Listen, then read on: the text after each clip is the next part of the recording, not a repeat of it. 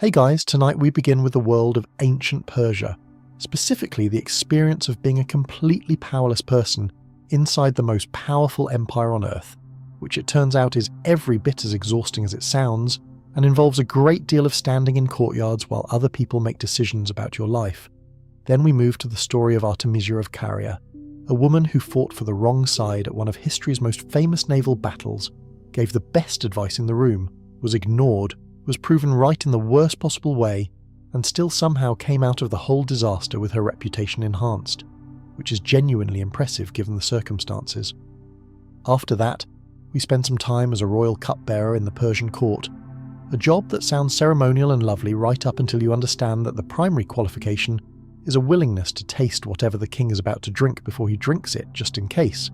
And finally, we pull back the curtain on the Persian royal harem, an institution so thoroughly misunderstood by the ancient world, and every era since that almost everything most people think they know about it turns out to be either wrong, invented, or someone else's political anxiety dressed up as historical observation. So before you get comfortable, take a moment to like the video and subscribe, but only if you genuinely enjoy what I do here, and let me know in the comments where you are tuning in from and what time it is. I always like seeing where in the world people are watching from. Now dim the lights, maybe turn on a fan for that soft background hum, and let us ease into tonight's journey together. You do not arrive in Persepolis the way a person arrives somewhere of their own choosing. You arrive the way cargo arrives, moving, directed, deposited. Someone else decided where you were going, and by the time you understood the destination, the decision had already been made for a considerable length of time. Your feet are on the road not because you chose them to be, but because the road was chosen for you, and the road, like most things in your current situation, has no particular interest in the distinction. The journey itself was long enough that you stopped tracking days with any real commitment sometime in the second week. You know it was weeks. You know the landscape changed around you in ways that felt almost deliberate, as if the world was slowly trying to impress upon you the scale of what you had entered. The flat terrain of wherever you started gave way to something broader, more organised, more purposeful. Roads that were actually roads, not improvised paths worn by habit but levelled, maintained surfaces with way stations at intervals that suggested someone had thought all of this through very carefully, with considerable resources behind the thinking. And they had. The Persian Road network, the system of roads and relay stations and provisioned stops that connected the far reaches of the empire to its administrative heart, was not an accident of travel. It was infrastructure, designed, built, and sustained with the organisational energy of an empire that understood, better than almost any political entity before it, that power over a vast territory depends less on the ability to project violence in every direction simultaneously and more on the ability to move information and resources quickly across enormous distances. You're moving through that system the way water moves through a channel, efficiently, without friction, in the direction chosen by whoever built the channel. The efficiency is not for your benefit. The efficiency is the point. Your body has been making its objections known for some time, with the persistence of something that has decided it is done being ignored. Your feet are sore in the way feet get sore when they have been walking on stone and compacted earth for many consecutive days. Not sharp pain exactly, just the persistent dull complaint of surfaces doing more work than they were designed for indefinitely. Your shoulders ache from whatever you have been carrying, or from the positions you have been held in during resting hours, or from the general low-level physical tension of being in a situation over which you have no control, which it turns out is exhausting in its own right, quite apart from any physical demand. You're thirsty in a manageable way, which you recognise as deliberate. The people responsible for moving you understand the basic logistics of keeping a person functional. Functional is exactly the level of care they have committed to. Not more in any direction. The city begins to appear before you understand you are approaching it. That is the first thing that registers about Persepolis, how enormous the scale is before any individual detail resolves into clarity.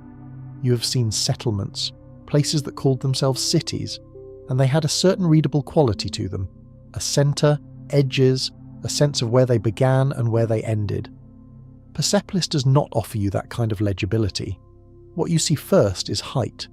Walls and columns and a great stone terrace rising out of the plain, as if the ground itself decided, at some specific point in its history, to become architecture. The terrace is a man-made mountain, or at least that is the impression it conveys from a distance, and from a distance is precisely the perspective it was designed to be seen from, so that everyone approaching understands something about power before they have yet arrived to experience it directly. Then you see the people, not scattered travellers or a casual crowd, but organised movement. Lines of figures approaching the great staircase from the north and south, the two sweeping flights of steps so carefully designed that animals could ascend them without stumbling. Caravans settling into the lower areas of the complex, guards at intervals that suggest they have been standing in those positions long enough to stop appearing alert in any obvious way, but who remain, in the quality of their stillness, perfectly capable of becoming alert at a moment's notice. Delegations in unfamiliar clothing moving with the purposeful pace of people who have travelled a very long way for a specific appointment and are not interested in dawdling. You are moved through a gate, and the gate is larger than any gate you have passed through before. The stone on either side of you is carved with figures in relief, tall, composed, frontal, bearing gifts and leading tribute animals and moving in the same direction as you but with considerably more apparent dignity. You study them for approximately 2 seconds before someone behind you communicates, through means that do not require a shared language, that you should keep moving. You are inside now, and inside is enormous in the way that spaces designed to communicate power are enormous, not because enormity serves any practical purpose, but because it delivers a specific message to every person who enters it, which is that you are very small and the thing you have entered is very large, and the gap between those two measurements is intentional and permanent. The message lands, you receive it, you move forward. What you're taken through next is not the ceremonial portion of the complex, not the great Apadana with its forest of columns and the reliefs showing the subject peoples of the empire in an eternal, stone-carved procession of submission. You're taken through the working part of the complex, the sections that kept the whole operation running, the storage areas and preparation rooms, and the corridors that connect utility to ceremony without ceremony noticing the connection too directly. This is where you will live. You can tell because the smell changes as you enter it.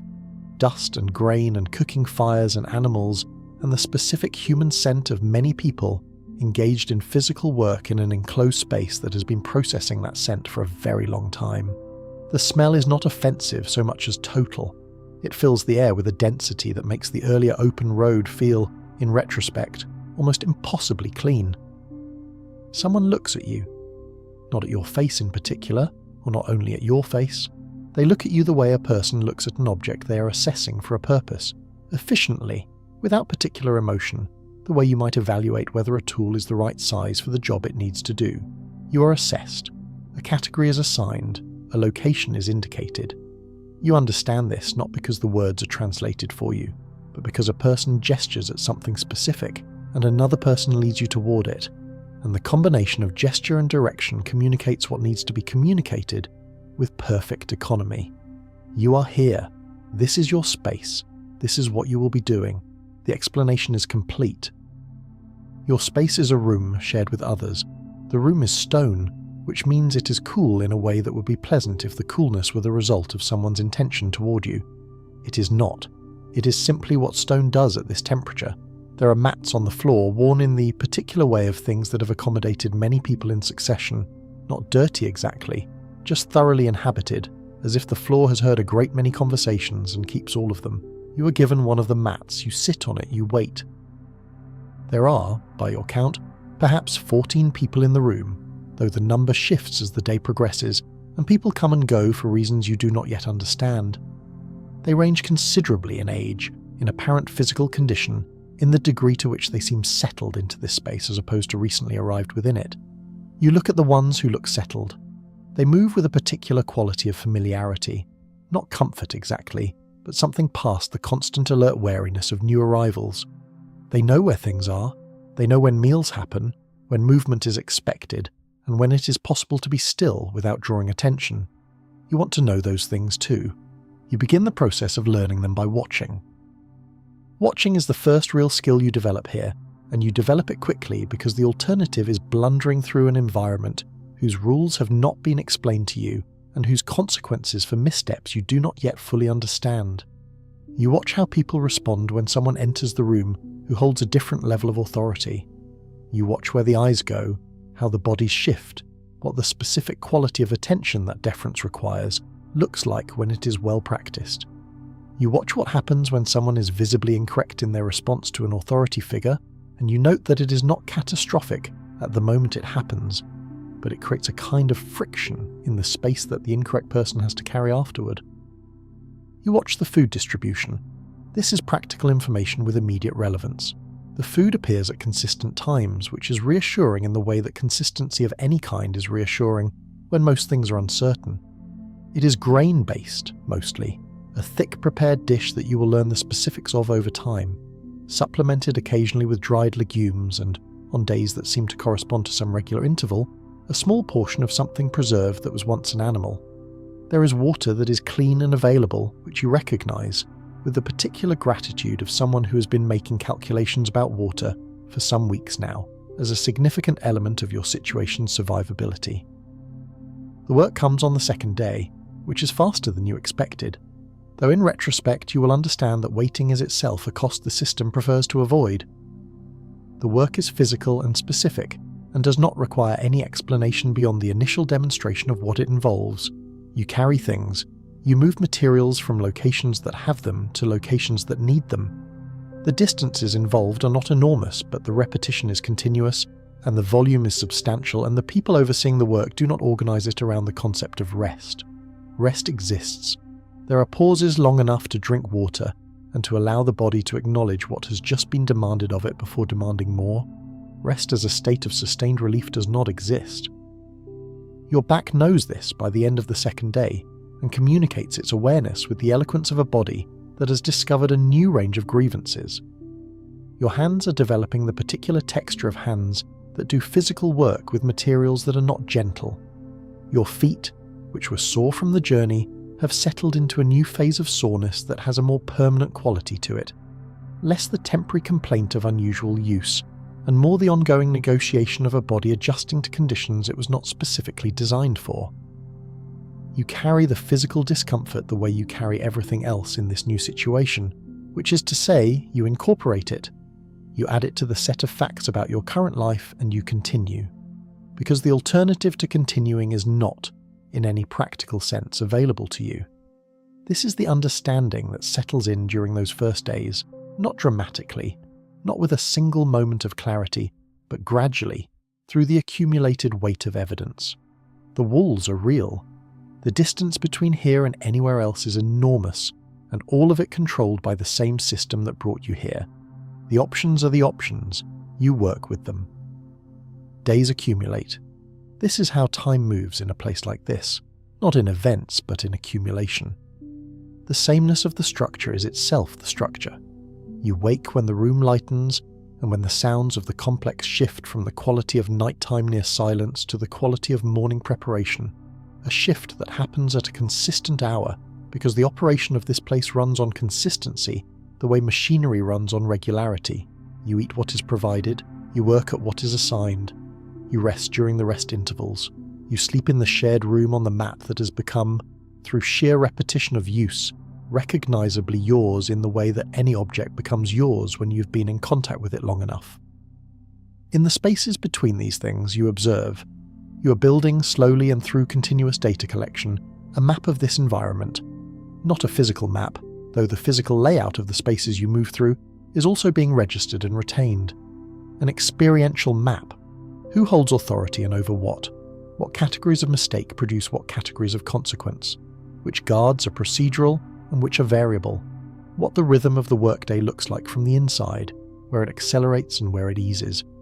What the social geography of the shared room looks like, which people have alliances and which exist in the more isolated social positions that suggest recent arrival or some category of difference the group has decided to mark.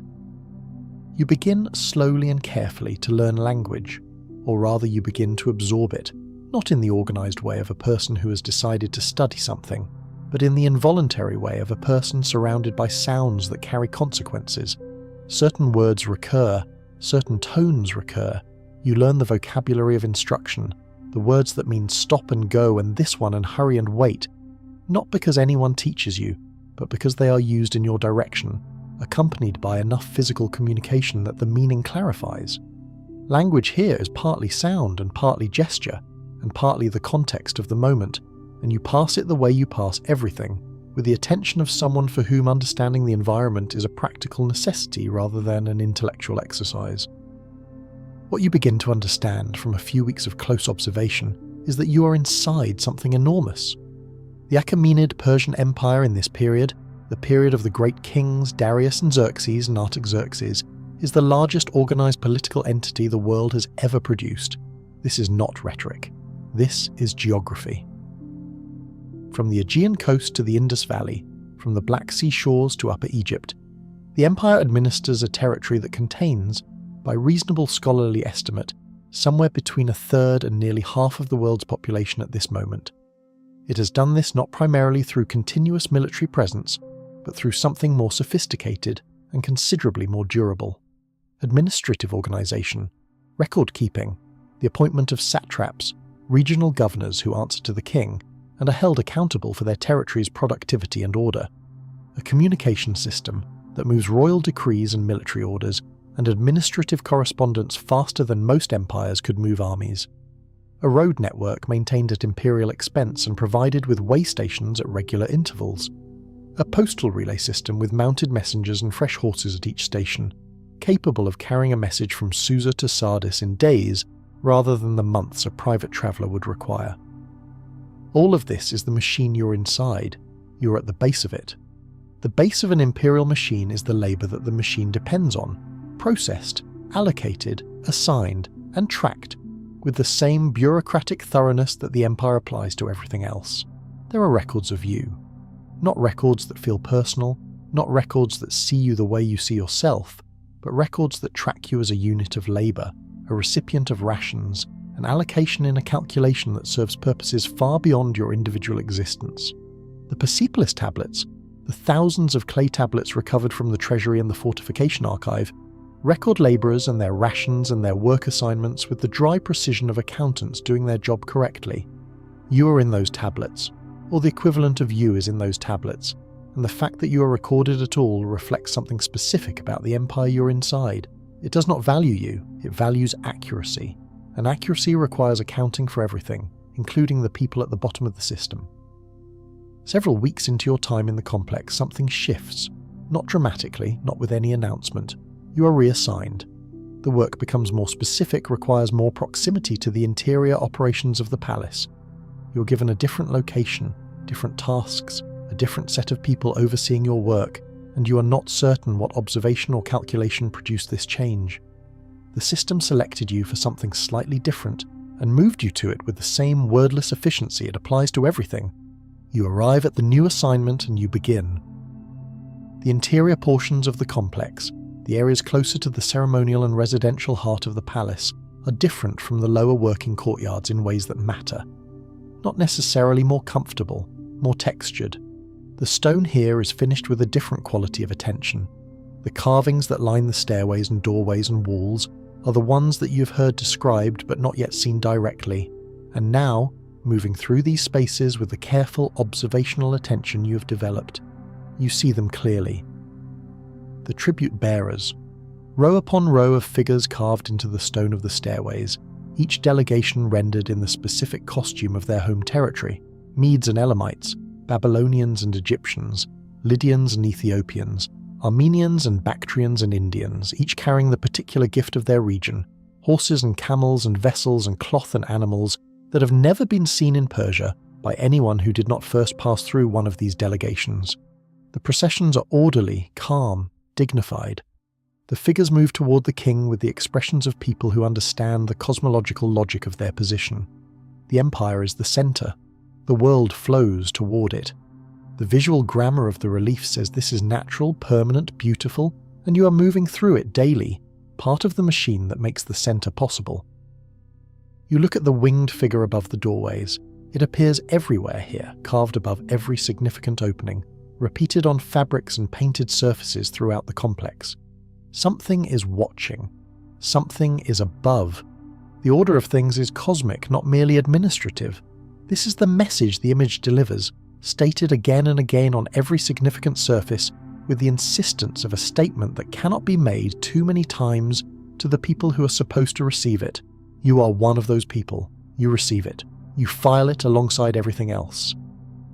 The people you work near now are different from the labourers and handlers of the lower courtyard.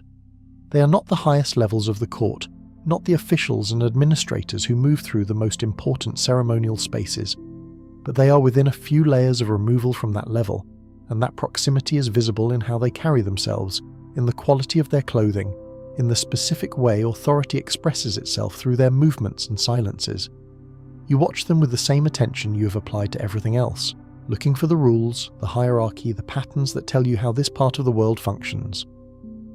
What you notice, and this is something you did not expect, is that being powerful in this environment is also a form of constraint. The officials and administrators who move through these corridors are following rules as rigid as yours in their own way, only the rules operate at a different level and serve different purposes. Their clothing must communicate their rank precisely and correctly. Their behaviour is being observed from above in exactly the way yours is being observed from above, only the above for them is the court, and beyond the court the king himself, and the quality of observation they are subjected to carries consequences proportional to their significance. Everyone in this complex is inside a system of scrutiny. The difference is that some people exist inside that scrutiny in rooms with better floors. You think about this occasionally, in the quiet of the shared room after the day's work is done and the body has been returned to horizontal for the night.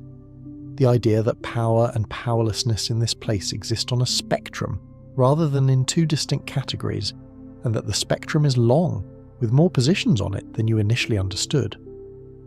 The person who oversees your work has more latitude than you do, but less than the administrator who oversees him, who has more than him but less than the official above her, who has more than her but less than whatever is above that, and so on, all the way up to a point that is genuinely difficult to imagine from your position at the base of the arrangement, a point that is, in a practical sense, a single person. The king. His name is spoken in this complex with a specific quality of weight that you have learned to recognize even before you understood enough language to catch the name itself. It is the weight of a word that everyone in the room is simultaneously aware of whenever it is said, the way a very large object in a room is simultaneously in everyone's peripheral awareness, even when no one is directly looking at it. The king is not currently in residence. He moves seasonally between the royal capitals Persepolis and Susa, and Pasargadae and Ecbatana, because a single fixed location is not how an empire of this size is administered, and the royal court moves with him. But even in his absence, the complex around you is oriented toward his existence the way a compass needle is oriented toward north. All the patterns and hierarchies and purposes of this place organised around a centre that is currently elsewhere. You are still at the bottom. You understand the bottom better now, after weeks of being in it and watching from it. You understand that the bottom is not a place outside the system. It is the foundation of the system. The labour you provide, and the labour provided by the hundreds of others in positions similar to yours across this complex alone, is what makes the upper layers of the entire structure possible. Without it, there is no administration, no ceremony, no carefully carved tribute procession, no empire. The base is not separate from the structure. The base is what the structure stands on. This is not comfort. The foundation does not typically receive credit for the building, but it is information, and in a place that controls so much of your life, information is one of the few things you can actually accumulate without anyone noticing that you are accumulating it. What you are accumulating alongside language and spatial knowledge and hierarchical understanding is something harder to name, a sense of the gap between what this place presents to the world and what it actually is from the inside. The reliefs on the stairways show a world of ordered tribute, every subject people willingly bringing their gifts to the cosmic centre, the king receiving the world's homage in an arrangement of perfect, dignified harmony. The view from the base of that stairway, from the lower courtyards that keep the whole operation running, is different. It is grain sacks and cooking fires and overseers who are variable in their fairness, and people who are tired at the end of the day in the particular way of people whose tiredness is structural rather than occasional. Both things are true simultaneously.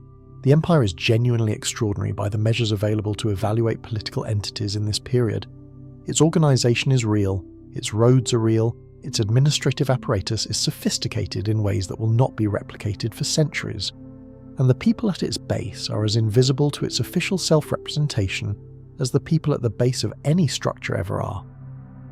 You understand both of these things.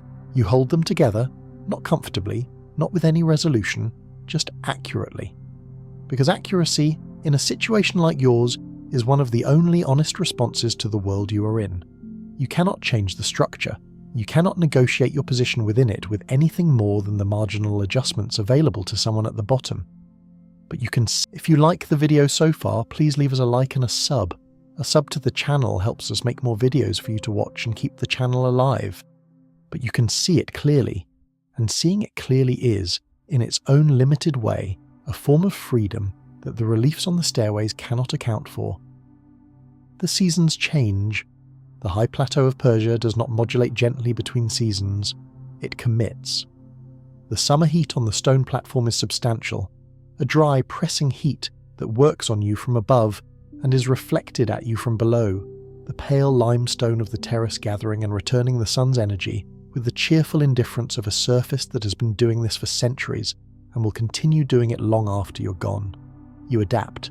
The body adapts, more quickly and more comprehensively than you expected, adjusting its rhythms to the heat the way it adjusts to everything that does not kill it, not without complaint, but effectively. The autumn is the best of the seasons, at least from where you stand. The heat eases without yet becoming the sharp, cutting cold that winter brings to this altitude.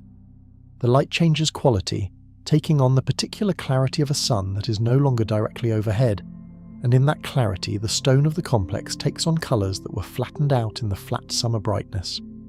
There is a week in this season, perhaps two, when the whole of Persepolis is genuinely beautiful in a way that reaches you even through the accumulated weight of your situation. You note it, you let it register.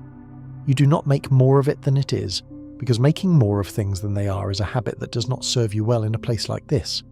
But you let the beauty in the proportion that it actually exists, which is not nothing. The winter is cold in the specific way of high places, a dry cold that comes in on the wind and finds every gap in your clothing and settles into your joints with the patient thoroughness of something that has all the time in the world. The room that was comfortably cool in summer is cold in winter, and the bodies of the people sleeping in it are the primary source of warmth, a fact that everyone in the room is aware of, and that produces a particular kind of involuntary proximity during the coldest months. You sleep closer to the others than you otherwise would. They sleep closer to you. No one discusses this. It is one of the small, wordless adjustments by which people in enclosed shared conditions make the conditions survivable. By now you have been here long enough that the early period of acute disorientation has resolved into something else. Not acceptance exactly, not resignation, but a kind of practiced navigation. You know the environment, you know the people within it in the degree to which knowing them is possible and safe. You know the rhythms and the rules and the specific locations of the spaces in which your life is conducted. You know enough language to understand what is being said to you and around you, and enough to communicate what needs to be communicated in the course of your work, and sometimes carefully more than that. You are still at the bottom. You have not mistaken your growing competence for a change in your position. The competence serves survival. It does not change the structure, but survival, as you have come to understand it in this place, is not nothing. It is the primary thing, the thing that everything else is organised around, and doing it well, doing it with the full intelligence available to you, is the one area of genuine agency that the system has not managed to remove. You carry that agency quietly, inwardly, without display, because display is the kind of thing that draws attention, and attention in a system like this is most useful when you choose the moment for it. You have not chosen a moment yet. You are not certain you will, but the capacity is there in the interior space that the system has not reached, and you keep it in good condition because you are not certain what the future requires, and you would prefer to be ready for more possibilities than fewer. That is the work, ultimately, that the complex does not track and the tablets do not record. The interior work of remaining a person inside a system that accounts for you only as a unit of labour. It does not make you powerful, but it keeps you whole, and in a place designed to make you something less. That is the only defiance available to you, and you exercise it every single day. There is a particular loneliness to being unable to communicate your interiority to anyone around you, and it is a loneliness that operates differently from other kinds. You understand loneliness from before, the ordinary kind, the absence of people you would prefer to be with, the quiet of a space that should contain more than it does. That loneliness is relational. This one is structural. The people around you are present. You are surrounded, in the shared room and the working courtyards and the passages of the complex, by more human bodies in closer proximity than most of the previous periods of your life. But the gap between you and them is not distance. It is the gap between what you are thinking and what you can say, what you are feeling and what you can express, what you are and what the available language allows you to be in this environment. You work on this gap every day, deliberately, systematically, with the patient attention of someone who understands that language is not a luxury in this situation, but a survival mechanism. You learn words. You learn the specific musical patterns of emphasis and tone that carry meaning in Elamite and Aramaic. The two administrative languages that move through the complex daily, the languages in which orders are given and records are kept, and the business of the empire is conducted at every level above the purely physical. You're not yet fluent in any of this. You're functional, in the way of someone who has learned enough to stay out of trouble and to understand the direction of what is being communicated to you, and you are growing daily towards something more than that. What you're also learning, and this is perhaps more immediately useful, is the language that does not require words at all. The Persian court and the people who inhabit its lower levels have developed, over generations of institutional practice, a sophisticated non-verbal communication system that operates continuously beneath the spoken exchanges. Gesture communicates authority. Posture communicates relationship. The direction of a person's gaze communicates attention, and the direction of their feet communicates intention. You become skilled at reading all of this with the facility that develops when careful observation is combined with the immediate practical feedback of a high-stakes environment. Reading it wrong produces consequences. Reading it right makes the day navigable. You read it right increasingly often. The administrative apparatus that records your existence is one you begin to understand from the inside as your time in the complex accumulates. The system of clay tablets that tracks the movement and provisioning of everyone in the imperial household is not abstract to you. You see it operating. You see the scribes moving through the complex with their tablets and their reed styluses, recording in the dense cuneiform script of Elamite the allocations and disbursements and assignments that keep the whole operation running. You watch them with the attention of someone trying to understand the mechanism of a machine they are inside. You notice the categories. You notice what gets recorded and what does not. You notice that certain categories of person receive more detailed documentation than others, and you notice where in that spectrum you fall. You fall in the middle of the documented to undocumented spectrum, which is to say, you exist in the records but do not exist in the records with particular specificity. You are a labourer receiving a ration of a certain amount at a certain location, and that much is tracked. What you were before you came here, what languages you speak, what you know about the physical world from the life you lived before this one, what capacity for calculation or memory or observation you possess, none of this appears in the tablets. The tablets record what the system needs to know to manage you. They do not record what you actually are. This is, in its own way, a kind of protection. What the system does not know about you, it cannot use against you. The interior resources you have been quietly accumulating, the growing understanding of the language, the mapped knowledge of the complex's layout, the relationships you have been carefully developing with people at your level who have been here longer and know things you do not, none of this appears anywhere in the administrative record. It exists only in you. And this means that whatever happens to the records, whatever administrative decisions the system makes about your category and your allocation, the things you actually possess remain yours. You think about this at night, in the shared room, in the compressed warmth of many people sleeping close together against the plateau cold.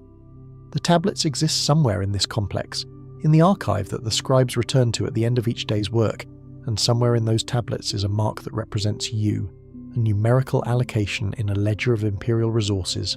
And lying in the dark, you're considerably more than the mark. The mark does not know this. The mark does not need to, but you do. The relationships that develop in circumstances like yours are their own particular category of human connection. shaped by the constraints of the environment in ways that make them different from the relationships available outside it. The people you are closest to, in the practical spatial sense of daily proximity, are the people you share the room with and the people you work alongside, and the relationships that form from that proximity carry the specific texture of connections built under pressure, not friendships in the full sense that the word implies in a freer context, with the range of choice and the option of withdrawal that friendship requires to be fully itself, but something that functions like solidarity, which is perhaps the form that human connection takes when freedom is constrained and the shared conditions of constraint become the strongest available basis for mutual recognition. You learn each other not in the way of people who have chosen each other, but in the way of people who are in the same situation and have recognized this simultaneously, and drawn from it the practical conclusion that cooperation is more useful than competition in an environment that is already difficult enough without adding the weight of internal conflict to external constraint. There are people in the room you trust more than others, and the trust has been built through the small accumulations of reliable behavior over time. Someone covering for a slow moment without being asked. Someone sharing information that would have been useful to keep as an advantage. Someone not taking more than their share when taking more would have been possible and unnoticed. These small things build into something that matters.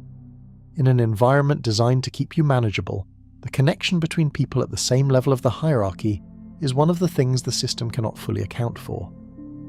The complex you inhabit is, you have come to understand, only one of several royal residences in the empire. The king and his court move seasonally between them, Persepolis in the spring and early summer, for the great ceremonies and the reception of tribute from the subject peoples, Susa to the west for much of the year where the administrative centre of the empire is most fully operational, Ecbatana in the cooler months when the heat of the lower elevations becomes oppressive for people accustomed to comfort, Pasargadae on occasion for reasons that have more to do with historical and symbolic significance than with administrative practicality. This seasonal migration of the court means that the complex you are in is not always at its fullest. There are periods when the ceremonial areas are quieter, when the upper levels of the hierarchy are elsewhere, and the lower levels of the institution continue their work in the relative calm of the king's absence. You prefer these periods, not dramatically, not with any strong feeling attached to the preference, just with the quiet recognition that the ambient tension of the complex is calibrated to the presence of the most important person in it, and when that person is elsewhere, the tension eases by degrees that are perceptible even from your position at the base. The guards remain, the overseers remain, the work continues, but something in the frequency of the place shifts when the court is away, and that shift is, in your daily experience, a measurable relief. The great ceremonies, when they happen, are the opposite of this relief. The arrival of the tribute delegations from the subject peoples of the empire, which occurs in the spring and constitutes the most significant ceremonial event of the Persian royal calendar, fills the complex to a density that makes every lower space feel more pressured. More people means more logistics, and more logistics means more demands on the labour that supports the whole operation, and you are part of that labour and feel the increased demand in the length of the working days and the increased pace of the work within them. But the ceremonies are also, from a certain angle, remarkable. You are not in the ceremonial spaces. You do not see the delegations in their formal procession up the great stairway, the Medes in their distinctive round hats, and Persians in their fluted robes, and Lydians with their elaborate vessels, and Ethiopians and the dozen other peoples making their annual demonstration of submission to the centre of the world. You see the logistics that make the ceremony possible. You see the stored goods being moved to serving locations. You see the quantities of food and drink required to receive and sustain, the delegations being distributed through a system of preparation and delivery that is itself a kind of administrative ceremony, highly ordered, each step following the previous one with the precision of an apparatus that has been running this event annually for generations. And through the walls and the distances of the complex you hear it. The sounds of a ceremony in progress reach you as a kind of acoustic impression, not the words, not the specific exchanges, but the quality of organised human presence at a large formal occasion, voices and movement and the sounds of animals and the particular hush that falls over a large assembly when attention is concentrated on a central point. You listen to it with the attention you give to everything in this place. You are building still your understanding of the machine you are inside. Every ceremony is more data. Every annual repetition of the same patterns is confirmation of what you have already mapped, and confirmation is useful.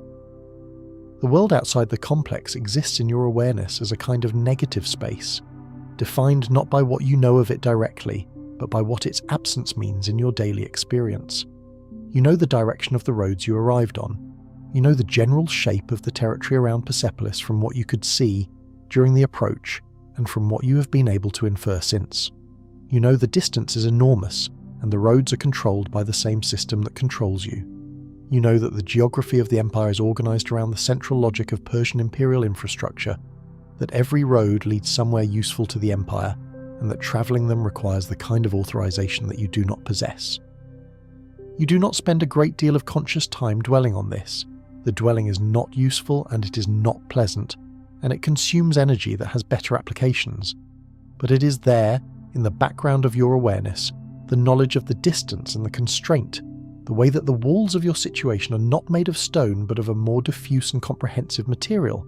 The entire organised structure of the most powerful empire in the world, its roads and its guards and its administrative apparatus and its relay system and its satraps and their officials, all the way down to the overseer who is responsible for your specific labour in this specific location.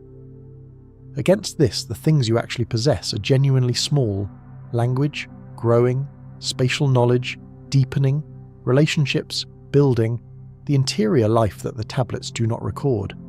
These are the things the system has not managed to take, and you keep them with the specific attention of someone who understands that in a situation where most things have been removed, what remains becomes precious not by some abstract logic of value, but by the simple fact of remaining. You are not resigned. Resignation implies having tried something that did not work, and having accepted the failure. You have not tried anything yet. You are learning, you are building, you are becoming more capable every day of understanding the environment you're in, and more capable of understanding it means more capable of navigating it, and more capable of navigating it means that the future has more possible shapes than the present suggests. You do not know what those shapes are, but you prefer having more of them to having fewer. So you continue, not because you are brave, not because you have found a way to make peace with your situation, but because continuing is the only thing that keeps the future open. And the future, however unclear and however constrained, is still the future. It has not happened yet. Which means it still contains possibilities that the present cannot account for. You're still at the bottom. You're still completely powerless in any structural sense that the Empire would recognize. But you are not what you were when you arrived. You're a person who has been in Persepolis for long enough to understand it from the inside, and understanding things from the inside is the beginning of everything else that might be possible. You hold that beginning carefully. You do not know yet what it is the beginning of, but you hold it. The story of Artemisia of Caria begins not with a battle and not with a throne, but with a fact of geography that shaped everything that came after it.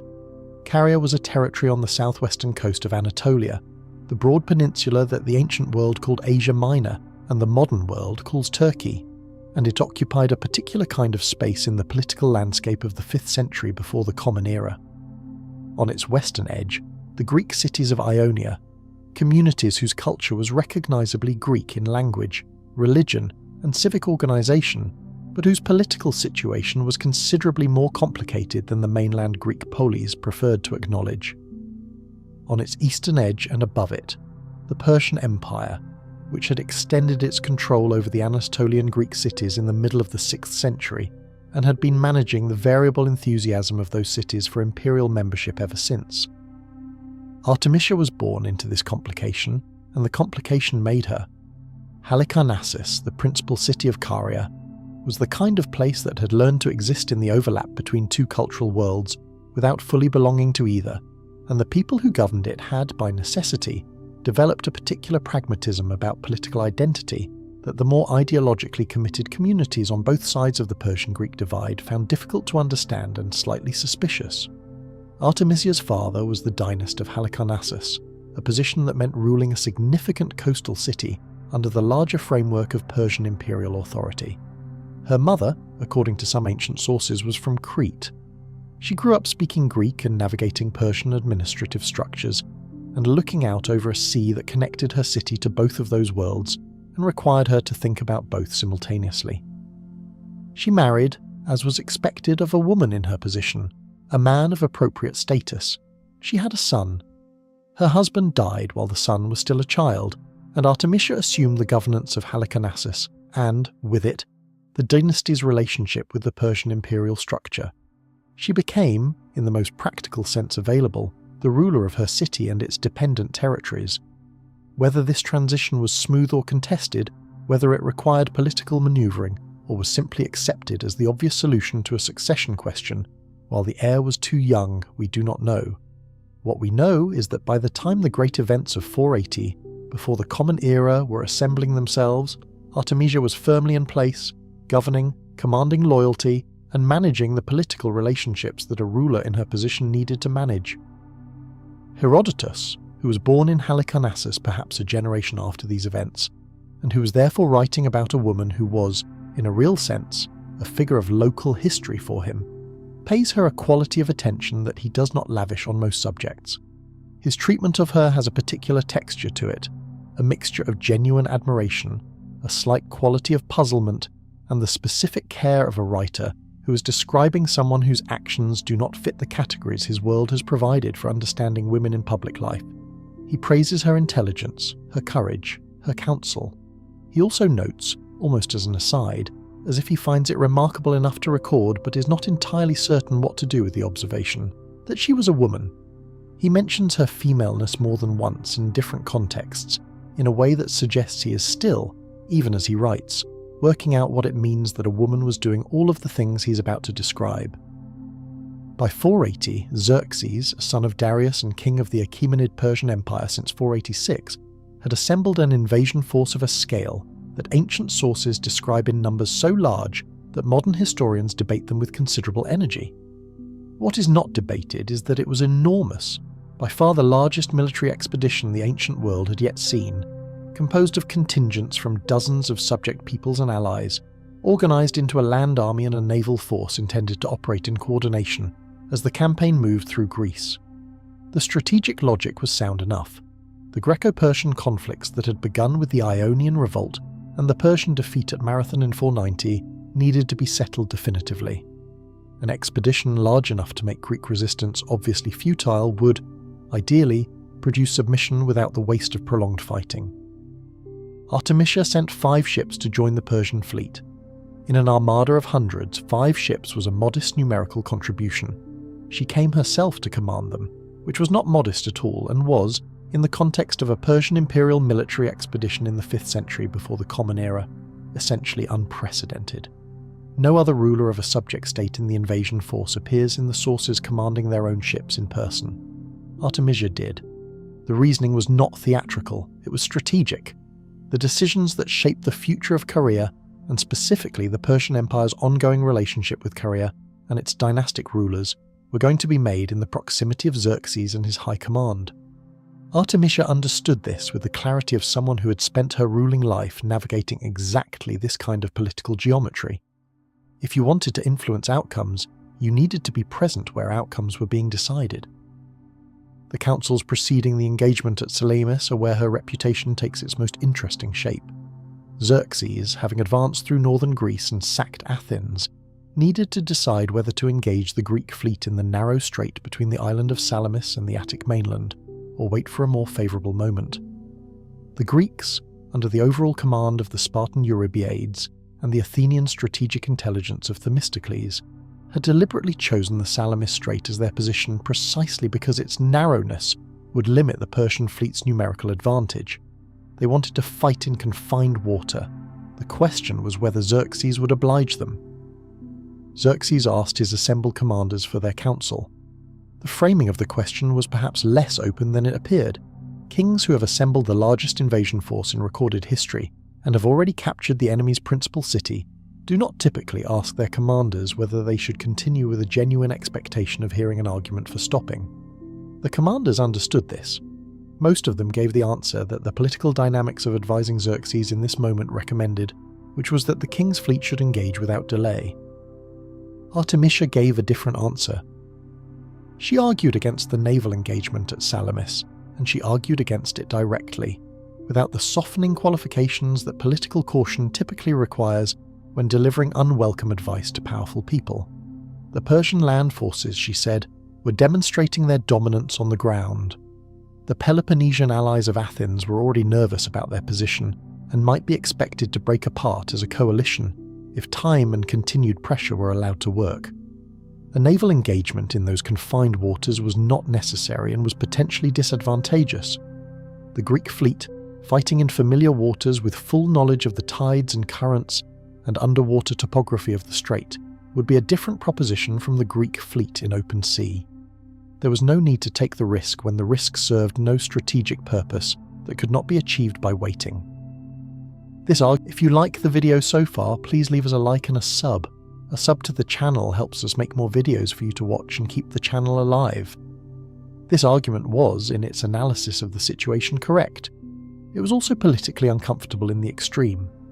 The other Persian commanders, recognizing that Artemisia had just questioned not only their recommendation, but implicitly their courage in offering it, were reportedly furious with her, in the specific way that people become furious when someone in a less structurally powerful position says something that cannot be refuted, but should, by all conventional expectations, not have been said.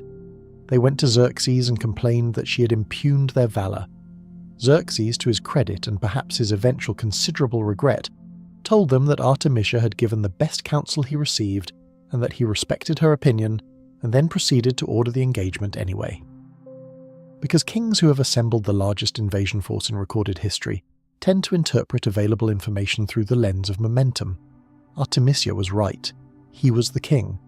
These two facts coexisted without resolution. The Battle of Salamis, fought in September of 480 before the Common Era, is one of the most analysed naval engagements in ancient military history, examined from every angle available over 2.5 millennia of subsequent scholarship, which has the benefit of hindsight that Artemisia was working without, and still arrived at approximately the correct conclusion. The broad outcome is familiar enough. The Persian fleet, larger, more varied in its composition, and operating under a unified command that did not have the benefit of the particular desperate coherence available to people fighting for their home, struggled in the confined waters of the strait. The Greek fleet, smaller but more coordinated and rowing with the specific furious energy of people for whom losing was not a political setback but an existential outcome, extracted every advantage the geography offered. The battle did not end the Persian campaign in a single catastrophic stroke, but it broke the strategic logic that had made the invasion seem inevitable, and gave the Greek alliance the momentum and the time that eventually proved decisive. What Artemisia did during the battle itself is the part of this story that has fascinated people across the centuries, not because it was heroic in the conventional sense, but because it demonstrated a quality of rapid, accurate calculation under conditions that tend to reduce most people to reaction and instinct.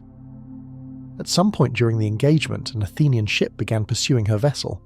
The Athenians had placed a specific bounty on her capture. The motivation was not simply tactical, but partly the particular outrage of a Greek culture that found a Greek-speaking woman fighting on the Persian side against Greece genuinely and personally offensive in a way that a foreign male commander would not have been. She was being pursued, and she had a problem directly in front of her.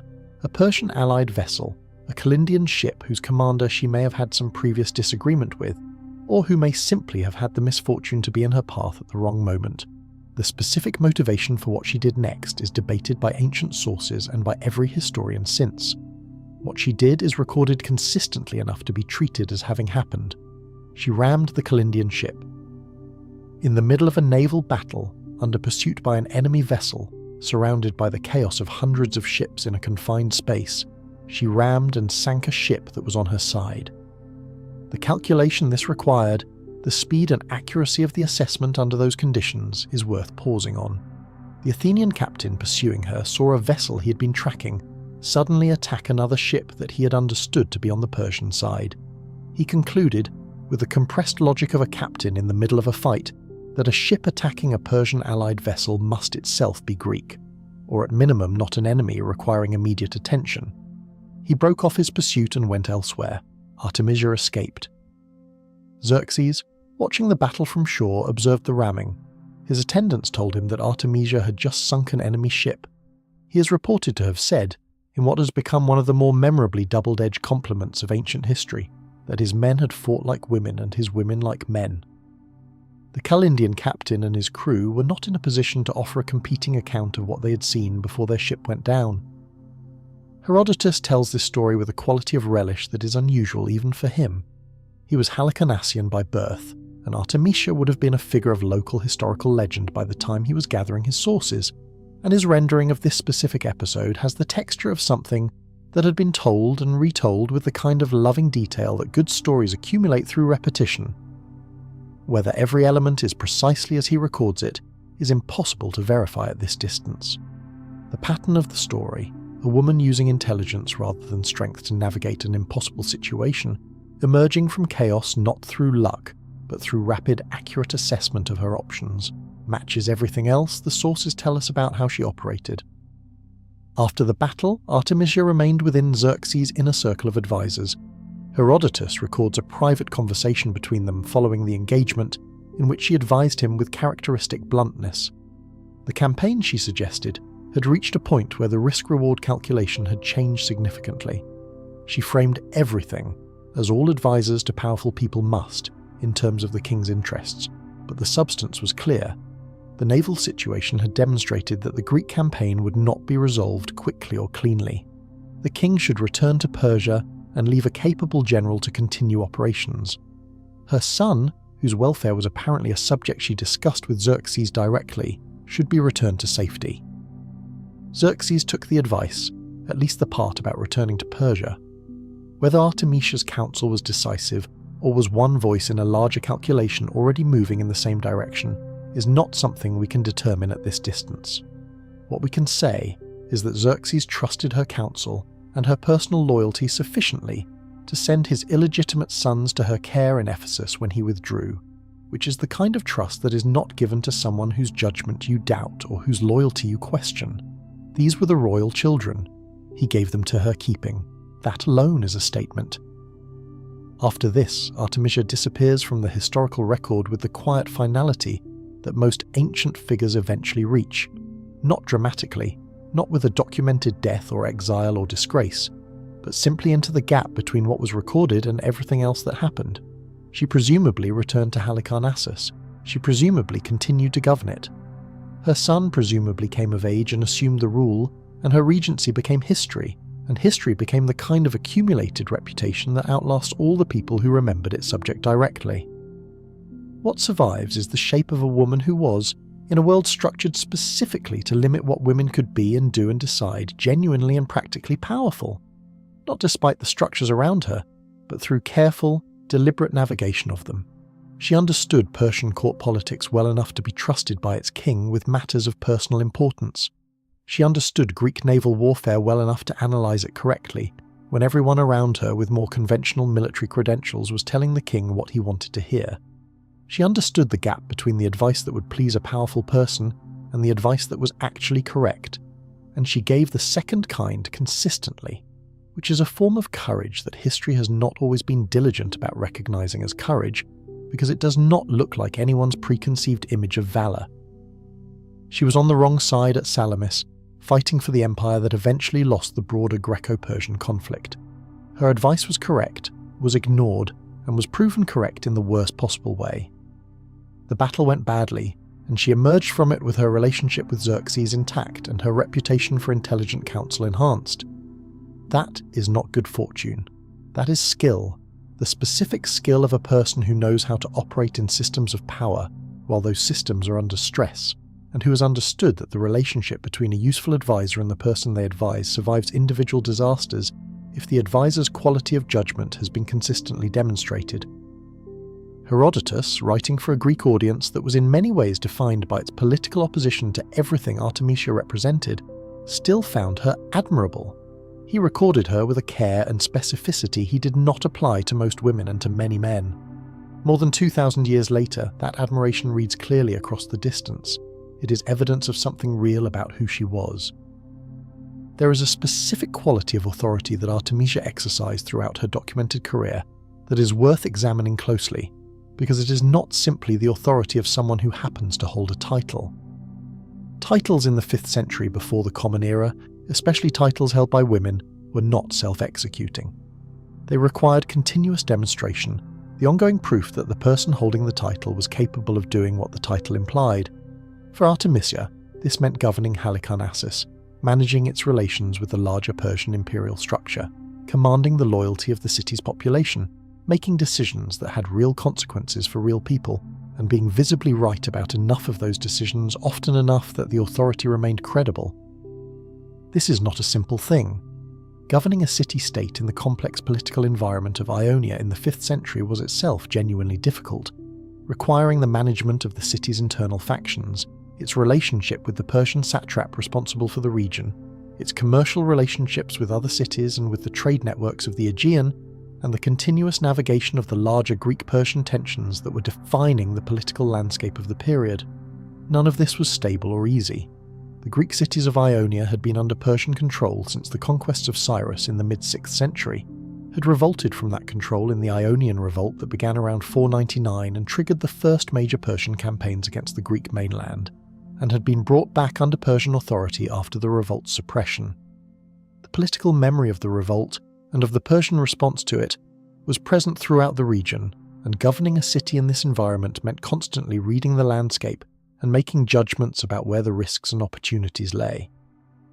Artemisia read this landscape well, or at least well enough to still be governing effectively when Xerxes assembled his invasion force, which is a reasonable proxy measure for competence in a period where rulers who governed badly did not typically retain their positions.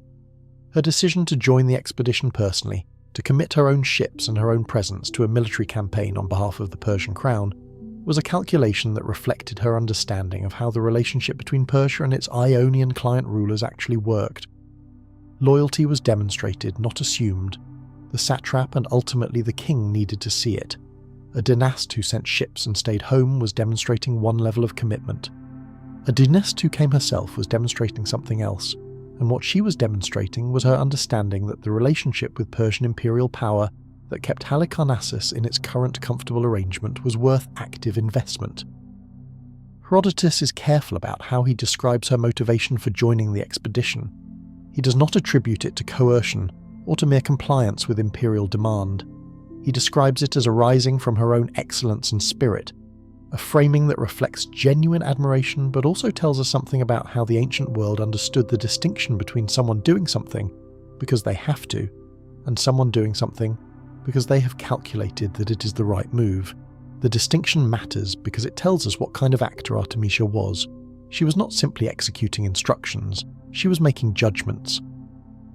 The specific configuration of her situation at Salamis, a Greek-speaking woman commanding ships for the Persian fleet against a Greek alliance, is one of the more genuinely paradoxical positions in the historical record of this period. The Greeks who faced her across the water of the strait were, in cultural terms, her people. They shared her language, her mythological framework, her general understanding of the world, and yet she was fighting them, not out of some abstract obligation to the Persian imperial structure, but out of the practical political logic of a dynast whose city's prosperity and her own continued governance depended on the maintenance of a relationship with that structure. The Greco-Persian divide, which the mainland Greeks understood as a civilizational binary, was, for Artemisia in Halicarnassus, a spectrum she inhabited the middle of. She was not betraying her culture. She was operating within the political reality that her geography had given her. The Athenian outrage at her, the specific animus that led them to place a bounty on her capture, is in some ways the clearest evidence of how unusual her position was recognized to be. Enemy commanders did not typically attract personal bounties of the kind the Athenians offered for her. The bounty was a measure of the particular offence her presence represented, not merely to Athenian military interests, but to Athenian cultural self-understanding. Here was a Greek-speaking woman who understood the Greek world from the inside, who should have been, by all the logic the Athenians applied to the world, on their side, and she was not. The personal quality of the outrage speaks to the personal quality of the perceived betrayal. Artemisia, one imagines, found the concept of betrayal somewhat beside the point. You cannot betray a loyalty you never held in the first place, and Artemisia's loyalty was always to Halicarnassus and to the specific political conditions that made Halicarnassus prosperous and governable. Persia provided those conditions.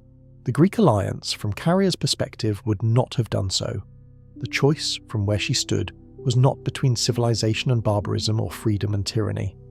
It was between two different arrangements of power in the region, and one of them had been providing stability and workable governance for decades. This is the kind of reasoning that tends to get lost in the larger narratives of the Greco-Persian Wars, which are told primarily from the Athenian perspective and through the Athenian value system. In that telling, the Greek side was always the side of freedom, and the Persian side was always the side of tyranny, and anyone who did not see this clearly was either ignorant or corrupt. The Athenian telling is very good. It has lasted 25 centuries. But it was not the only truthful account of what was happening, and Artemisia's presence on the Persian side is one of the pieces of evidence that the world was more complicated than the Athenian narrative required it to be. What Artemisia did in the years between the Salamis campaign and her disappearance from the historical record is almost entirely unknown. She returned to Halicarnassus, she governed. Her son grew up and presumably eventually took control of the city. The question of how she managed the transition back into the normal rhythms of governing a client city in the aftermath of a failed Persian invasion, how she navigated the changed political landscape in Ionia as Persian influence receded and Athenian influence expanded through the Delian League that formed in the years after Salamis, is a question the sources do not answer because they were not interested in the answer. Herodotus was interested in the dramatic moments, the council, the battle, the escape, the exchange with Xerxes. He was not interested, or not in a way that produced surviving text, in the administrative reality of governing Halicarnassus in the decade after the invasion. This is the standard distortion of ancient historical record, the preservation of the dramatic at the expense of the quotidian, and it means that the Artemisia we have is the Artemisia of the great moments, the Artemisia under pressure making fast decisions in impossible situations, not the Artemisia of the ordinary governance that filled the years on either side of those moments, and was, in its own way, the more fundamental demonstration of what she actually was. What she actually was, assembled from the fragments available, was a ruler with a long view. The advice she gave at Salamis was advice oriented toward the long-term stability of the situation, not the short-term satisfaction of the engagement. Her willingness to be directly correct rather than diplomatically comfortable in her counsel to Xerxes reflected a calculation that being genuinely useful was worth the short-term social cost of saying things people did not want to hear. Her survival across a career that included an unsuccessful military campaign on the losing side of a major engagement and the political upheaval that followed is evidence of a capacity for adaptation and reading, changing situations that is not fully captured by the dramatic moments, but must be inferred from the fact that she continued. The thing that made Artemisia exceptional was not ultimately courage in battle or skill in naval maneuver, though both of those appear in her story. It was the quality of her political intelligence, the ability to see situations clearly and act on that clarity in ways that served her actual objectives, rather than the objectives that the conventions of her role, or her society, or the immediate expectations of the people around her seemed to require.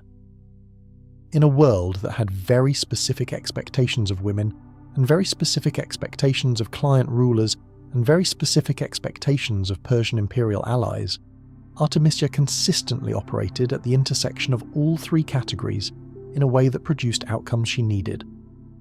She was not always right. The advice she gave at Salamis was right and it was ignored, and things went as she said they would go. Whether she was always right in the governance decisions that do not appear in the historical record is unknowable. Probably not always. No one is always right. But the quality of judgment she demonstrated in the moments we can observe suggests someone who was right more often than the people around her, and who understood why she was right when she was, which is a different and more useful thing than simply being right by instinct or fortune. Herodotus gives her the last, quiet kind of respect in his account, the respect of someone who has wrestled with what to make of a person and arrived at admiration without fully being able to explain why. He praises her with the specific vocabulary of Greek masculine virtue, comparing her to the best of the Persian commanders present and finding her superior to most of them. He does this for a woman in an account written for Greeks about someone who was fighting against the Greeks. That is not easy praise to give, and its presence in the text tells us that whatever personal and cultural resistance Herodotus may have had to forming this opinion, the evidence he had accumulated simply did not allow him to form a different one. That is the kind of impression that lasts, not the dramatic version, not the woman who rammed a friendly ship in a naval battle, though that is memorable enough. The The deeper impression is of a person whose quality of mind was sufficiently visible that even people who had every reason to look away from it could not quite manage to do so. That is what Artemisia left. Not a dynasty, not a conquered territory, not a great building or a commissioned work of art. Just the impression she made on a careful observer who was trying to make sense of the world he'd seen, and the trace that impression has left in 25 centuries of readers who found, turning the pages, that they could not quite look away from her either. You understand the cup before you understand most of the things that make it significant. The cup is the instrument of your function and your relationship with it, the precision of how you handle it, the attention you give it, the specific physical care you take in everything connected to it, is the visible portion of what your role requires. The invisible portion is considerably larger. You are a royal cupbearer in the Persian court, and you have been one long enough that the initial period of acute anxiety has resolved into something else, not comfort, because comfort is not available in this position in any meaningful sense, but practiced competence, which is the form that composure takes when the stakes are high enough that relaxation is not a reasonable option. You were selected for this position through a process that you understand in retrospect better than you understood it at the time. Background mattered, because proximity to the king requires a level of known quantity that random competence cannot provide. Appearance mattered, because the court is a visual and symbolic space, and the people who serve in it most closely are part of its visual grammar. And something else mattered too, something harder to define, that the people who chose you clearly identified and that you have spent the time since your selection trying to understand and sustain. Call it reliability. Call it the quality of being someone who can be trusted not only in the sense of trusting them not to betray you, though that too, but in the deeper sense of trusting them to be consistently, predictably, dependably what they appear to be. To hold their role without the drift and erosion that human inconsistency tends to produce over time, you hold yours. This is the work. Your day begins before most of the court is moving. The preparations for the royal household's day begin in the dark, with the specific logistics of ensuring that everything required for the day's functions is in place before the day's functions begin. You move through these early preparations with the quiet attention of someone who has learned that mornings are when the problems that will matter all day are either prevented or created, and you strongly prefer prevention. The cup itself, the vessel you are responsible for, is your primary instrument and your primary object of concern, and the relationship you have with it exceeds what a relationship with an object should technically be. Before any liquid touches it, you have already handled it, examined it, verified its cleanliness and integrity with the specific thoroughness of someone who understands that this thoroughness is not procedural, but functional. The vessels used in the Persian court are made with craft and resources that communicate, at every step of their production, the wealth and status of the court they serve. Gold vessels, silver vessels, the writer that take the forms of animals in a tradition that runs through Persian decorative arts with particular consistency, the long-bodied vessels with animal head terminals through which wine would be poured in a stream at ceremonial moments. These objects are beautiful. They are also tools, in the sense that any object put to a specific use is a tool, and your relationship with them is the relationship of a craftsman with instruments whose precision matters. You handle them with the practiced care of someone for whom a scratch on a ceremonial vessel is a failure. A spill at the wrong moment is a failure with immediate and uncomfortable consequences, and any deviation from the standards the role requires is a deviation that will be noticed by people whose noticing matters. The care is not performed, it is internalized.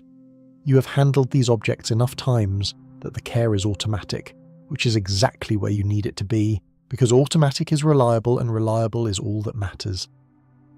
The tasting is the part that the outside world, when it imagines your position, tends to focus on most vividly, and the outside world is not wrong to focus on it, but it tends to understand it less accurately than the focus deserves. Yes, you taste what the king drinks before he drinks it. This is real and not ceremonial. The history of royal courts is, among other things, a history of poison as a political instrument, and the history is extensive enough, documented enough, and recent enough in the period you inhabit that the mechanisms for addressing the risk have become formalized into roles like yours. You're the checkpoint between the drink and the king, and your function is explicit and visible to everyone in the room. The explicitness is part of the function. You do not taste quickly and quietly in a corner. You taste in a way that can be observed, because the tasting is not only detection, but demonstration. It tells everyone watching that this drink has passed through a human checkpoint, that a person with full knowledge of their own survival interest has evaluated it and found it acceptable. The performance of safety is part of the structure of safety. You are doing both simultaneously, the actual checking and the visible proof of the checking, and both matter. The interval between tasting and presenting is the most uncomfortable portion of the role, and it is uncomfortable in a way that never becomes comfortable no matter how many times you have done it, because the discomfort is rational. You take a portion, you wait. You're attending with the full focused awareness you can bring to bear to the sensory information your body provides, your mouth, your throat, the quality of your breath, the presence or absence of sensations that should not be present. If you like the video so far, please leave us a like and a sub. A sub to the channel helps us make more videos for you to watch and keep the channel alive. You've been trained in what to look for. You have learned, through instruction and through the accumulated experience of doing this regularly, what the normal range of sensations is following a legitimate drink, and what would represent a deviation from that range requiring immediate communication. You have not yet experienced a deviation. This fact does not make the waiting comfortable, it makes the waiting survivable. The possibility is real, which is why the role exists, which is why the waiting feels the way it feels. You carry this every day with the particular internal steadiness of someone who has decided that the anxiety produced by the risk is less useful than the focused attention produced by taking the risk seriously. The two things are not the same. Anxiety is passive and consuming. Focused attention is active and useful. You choose focused attention every time you pick up the cup. When nothing is wrong, you present the vessel. The manner of this presentation is its own complete language, one you have learned so thoroughly that you no longer think consciously about it during execution, which is exactly the level of learning required. The approach, the angle of the arm, the height at which you carry the vessel, the specific moment at which your eyes meet the king's, and the specific moment at which they do not. The quality of your stillness when you stand in place, the quality of your movement when you move, all of this communicates something to everyone in the room, and everyone in the room is reading it. Court behavior is formalized to a degree that makes every gesture a statement. The statement your behavior makes must always be the right statement, because the wrong statement is also a statement, and the people present will notice and remember it. You have been in the king's proximity long enough to have developed the highly specific perceptual skill of reading the atmosphere of the room around him continuously and adjusting your behavior to it. Different configurations of the room, different arrangements of advisors and officials and guards, different qualities of silence or conversation mean different things about what is happening, what has recently happened, and what is likely to happen next.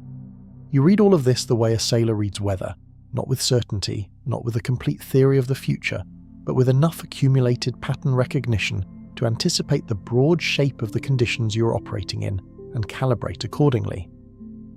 The king is a presence you have become accustomed to in the sense that you have become accustomed to the presence of something large and unpredictable in your immediate environment. This is not the comfort of familiarity exactly.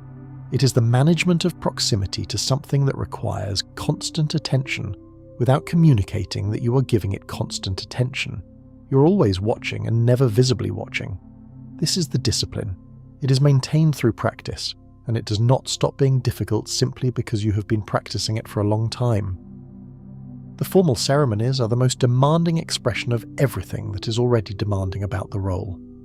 When significant foreign delegations are received, when the seasonal ceremonies of the Persian royal calendar bring the full ceremonial apparatus of the empire into operation, when the court assembles in its largest and most formal configuration, you are at the intersection of spectacle and function in a way that concentrates every pressure the role normally distributes across ordinary days into a single sustained performance. These are the days when the empire performs itself to the people watching it. The tribute delegations from subject peoples, the foreign ambassadors evaluating the power they are in the presence of, the court officials and military commanders assemble to demonstrate the empire's internal coherence. All of them are audience and participants simultaneously in a ceremony that says specific things through its organization and its magnificence about the nature of Persian imperial power. The visual grammar of these occasions is the same grammar carved into the stairways, the orderly, dignified, permanent procession of a world organised around its centre. You are part of that grammar, not a prominent part, but a present one, close to the centre, serving the function the centre requires. The court you move through daily is a world you have come to know with the intimacy available to someone who passes through it in a role that grants unusual access without full membership. You are trusted to be present in spaces that most people are not permitted to enter. This trust was earned through consistent behaviour over time, and it is maintained by the same means. There is nothing passive about this. Maintaining the trust of people who have every reason to be vigilant about trust is active, ongoing, deliberate work.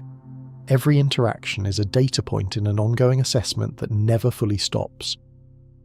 You see things, in your position, not because you are clever about extracting information, but because of where you stand and who you are perceived to be. You are furniture in the court's social calculus, trusted enough to be present but sufficiently unremarkable to be spoken around. The conversations that happen near you are not always the conversations that would happen if someone of greater significance were occupying your position. Information moves past you that is not intended for you, not because of secrecy failures, but because the people speaking have categorized you as not an audience. You do nothing with this. This is not because you lack the intelligence to recognize its potential value. It is because you understand, with the clarity of someone whose entire professional existence depends on it, that the trust your position is built on is not separable from the integrity of your behavior within that position. Using what you overhear for any purpose other than your specific function would be the end of the trust, the end of the role, and the end of considerably more than that. So you hold it, store it in the same interior space where you keep everything the role requires you to hold without expression, and you move through your days with a consistent, reliable presence that keeps the trust intact. Your relationships in the court are precise and bounded. You know the people in analogous service roles with the specific shorthand of colleagues who understand each other's professional environment without needing to discuss it at length. You know the preferences and rhythms of the officials whose requests you fulfill regularly. You know the king's household in the particular detail that comes from daily proximity over an extended period, not intimacy, never that, but a thorough functional knowledge of needs and patterns and the specific logistics of service. What you do not have, and have not had since you entered this role, is a life with much room in it outside the role. This is not a complaint. It is simply the shape of the thing. The role is totalizing in the way that positions of sustained trust tend to be. You cannot be the cupbearer at work and someone entirely different elsewhere. The behavior that makes you trustworthy here is not something you switch on and off. It is you. The role has shaped you, and you have shaped yourself to the role, and the two have become, over sufficient time, largely continuous. This has costs and it has compensations. The cost is the compression of the self into the functional requirements of the position. The compensation is mastery, the deep specific competence in a thing that genuinely matters, the satisfaction of doing something difficult well over an extended period, which is one of the more reliable sources of interior stability available to a person, and available to you in full measure. Tomorrow the cup will be filled. You will taste it. You will wait. Nothing will be wrong. You will present it in the correct manner. The king will drink. You will step back to the correct position. Everything will be as it should be, and you will do it again. You have learned, by now, that this repetition is not emptiness. It is the specific form that trustworthiness takes. And trustworthiness, in a world that runs on hierarchies of power, is one of the few things that a person in your position actually owns. The Persian court is not, despite what its ceremonial apparatus suggests, a static thing. It moves, it breathes. It has rhythms that run beneath the formal surface, cycles of tension and release, seasons of formal ceremony and seasons of relative quiet, periods when the court is gathered to its fullest configuration, and periods when it disperses slightly, the king travelling and the household reorganising itself around the logistics of travel. You have been in your role long enough to have seen several of these cycles, and understanding the cycles is part of understanding the role. The movement of the court between its seasonal residences is one of the most logistically complex operations you are regularly part of. What appears, from the outside, as the graceful migration of the world's most powerful household is, from the inside, a massive coordinated exercise in moving an enormous number of people and an even more enormous quantity of goods across significant distances, while maintaining the standards of function and presentation that the court requires to be the court. The cup travels with the court. You travel with the cup. The routines that govern your role continue regardless of which city the court is currently in residence in, and the continuity of those routines across the disruption of travel is itself a demonstration of the court's stability. You have become skilled at travel in the specific way of someone who has learned to maintain function under the physical stress of long journeys. The Persian road system makes the travel faster and more predictable than it might otherwise be. The way stations stocked and maintained, the relay horses available at regular intervals, the roads themselves of a quality that the traveller notices primarily through the absence of the difficulty that bad roads create. But fast and well-resourced travel is still travel, and travel is still physically demanding, and the demands fall on you no less than on anyone else in the household. Your feet know every road between Persepolis and Susa. Your body has its own internal map of the terrain.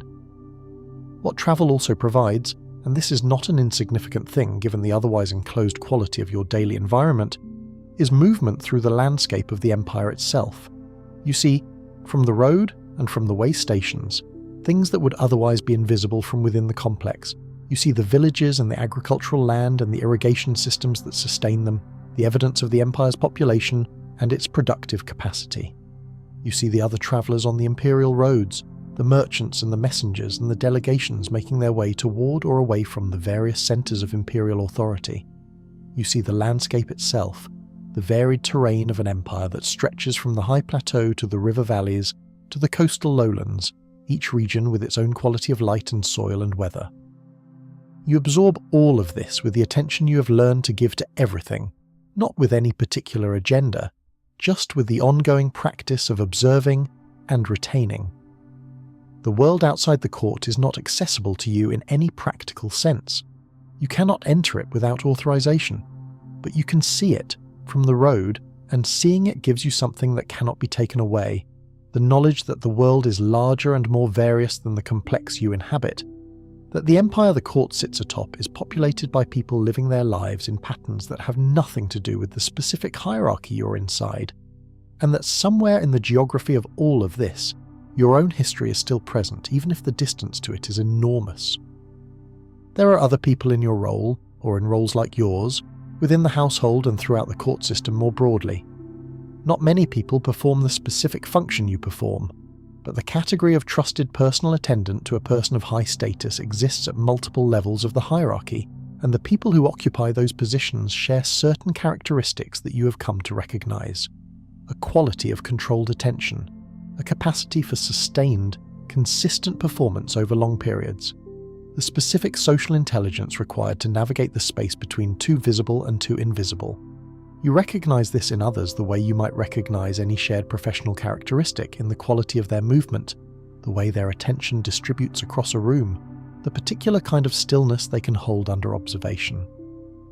When you have occasion to be in proximity to others in analogous positions, the recognition is mutual and wordless. You understand each other's work in the way that people understand work they have done themselves, without needing to describe it. There is a kind of professional respect that flows from this, not warmth exactly, because the conditions of your respective roles do not lend themselves to the informal relationship that warmth requires, but something that functions like collegial acknowledgement. You've both been doing something difficult for a long time and you both know it. The king's personal habits, and the ways in which those habits shape the demands of your role, are something you have come to understand with the thoroughness of long and close observation. Every person has patterns, rhythms of mood and attention, and energy that repeat across days and seasons in ways that can be read by someone paying sufficient attention. You have been paying sufficient attention. You know when the day is likely to be straightforward and when it is likely to require more careful navigation. You know which configurations of the court, which arrangements of advisors, and which absences of certain officials tend to precede particular kinds of days. You know the way that external news, reports from the satrapies and the military operations and the diplomatic channels, affects the atmosphere of the court in ways that filter down to your level through changes in the quality of attention and the specific rhythms of the formal occasions. None of this knowledge is something you sought. It accumulated because your role required you to be present, continuously and attentively, in the proximity of the source of it. You are not an analyst, you are an attendant. But the accumulation of observation over time produces a kind of understanding that formal analysis cannot replicate. The understanding of a person rather than a role, the specific individual in this specific situation, with all the particularity and inconsistency in human texture that formal accounts tend to abstract away. You have developed, in addition to all of the professional competencies the role requires, a quality of patience that you did not previously possess in this degree. The patience required to maintain the standard of your role day after day in changing conditions and with changing demands, without the deterioration of performance that fatigue and repetition produce in most sustained efforts, is a developed capacity rather than a natural one.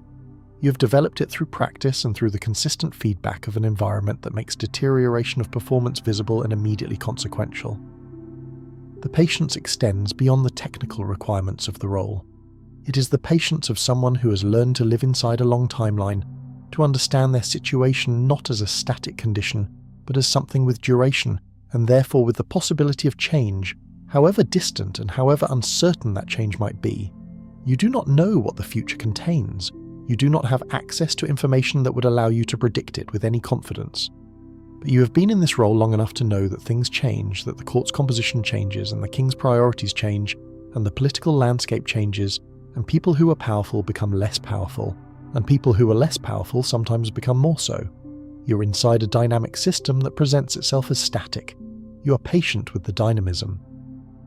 The cup is your anchor, not in a sentimental sense, not as an object of attachment or significance beyond its function, but as the consistent daily fact of your role, the thing that is always there, always requiring the same attention, always presenting the same demands. The cup is what makes the rest of the role continuous.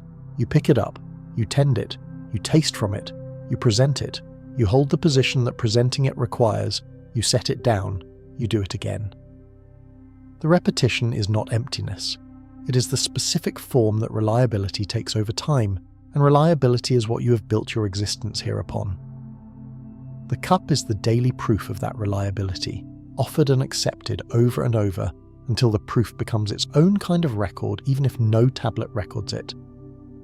You will do this tomorrow, you will do it the day after, you will do it for as long as this role is yours to hold, with the same care and the same attention, and the same patient presence that has characterized every day since you began. Because this is what you are, in this place, in this time, in this particular node of the enormous machine that is the Persian court. You are the person who holds the cup correctly, and in an environment where the correct holding of things is what makes everything else possible, that is enough. There is a version of your life you did not live, the version that did not come here, that stayed in whatever the before was, the geography and the social world that existed before this role claimed you. You think about that version occasionally, not with grief exactly, not with the consuming retrospective pain of someone who has made a wrong turn and knows it, but with the more neutral curiosity of someone observing a counterfactual. What would that person know that you do not? What would they have that you do not? The life not lived always has a certain shimmer in the imagining, a smoothness that comes from the absence of specificity, from not knowing where the difficulties would have been, only that they would have been different difficulties. You have learned to be skeptical of that shimmer. The difficulties of that other life were real too, they were just not yours.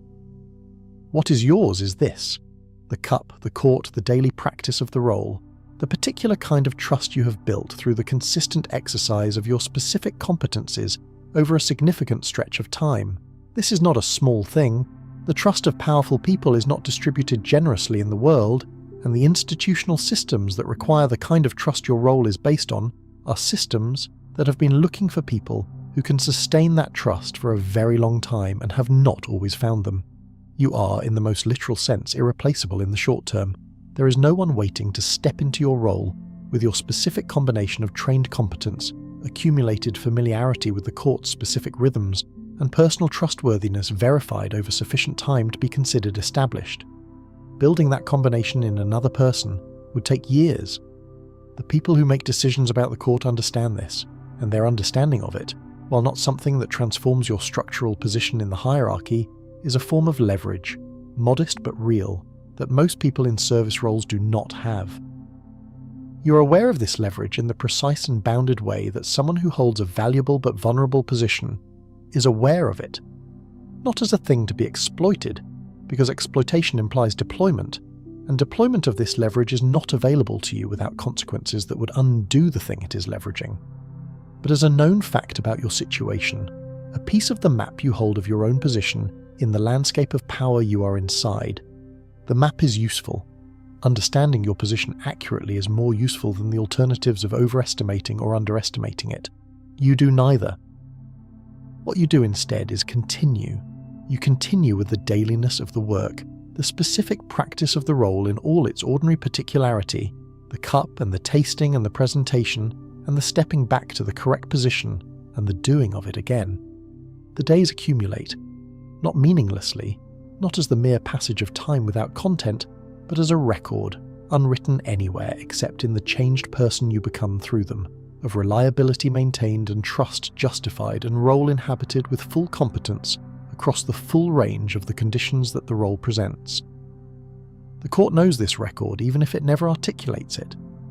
The people who observe your work, the officials and attendants and administrators who move through the same spaces you move through, carry their own assessments of your performance in the continuous evaluation that a high-stakes institutional environment runs on everyone it contains. Those assessments are not stated out loud to you. They do not need to be. They express themselves in the quality of the interactions you have, in the specific way the people around you have learned to treat you, in the texture of daily professional life that registers differently when you are trusted than when you are not.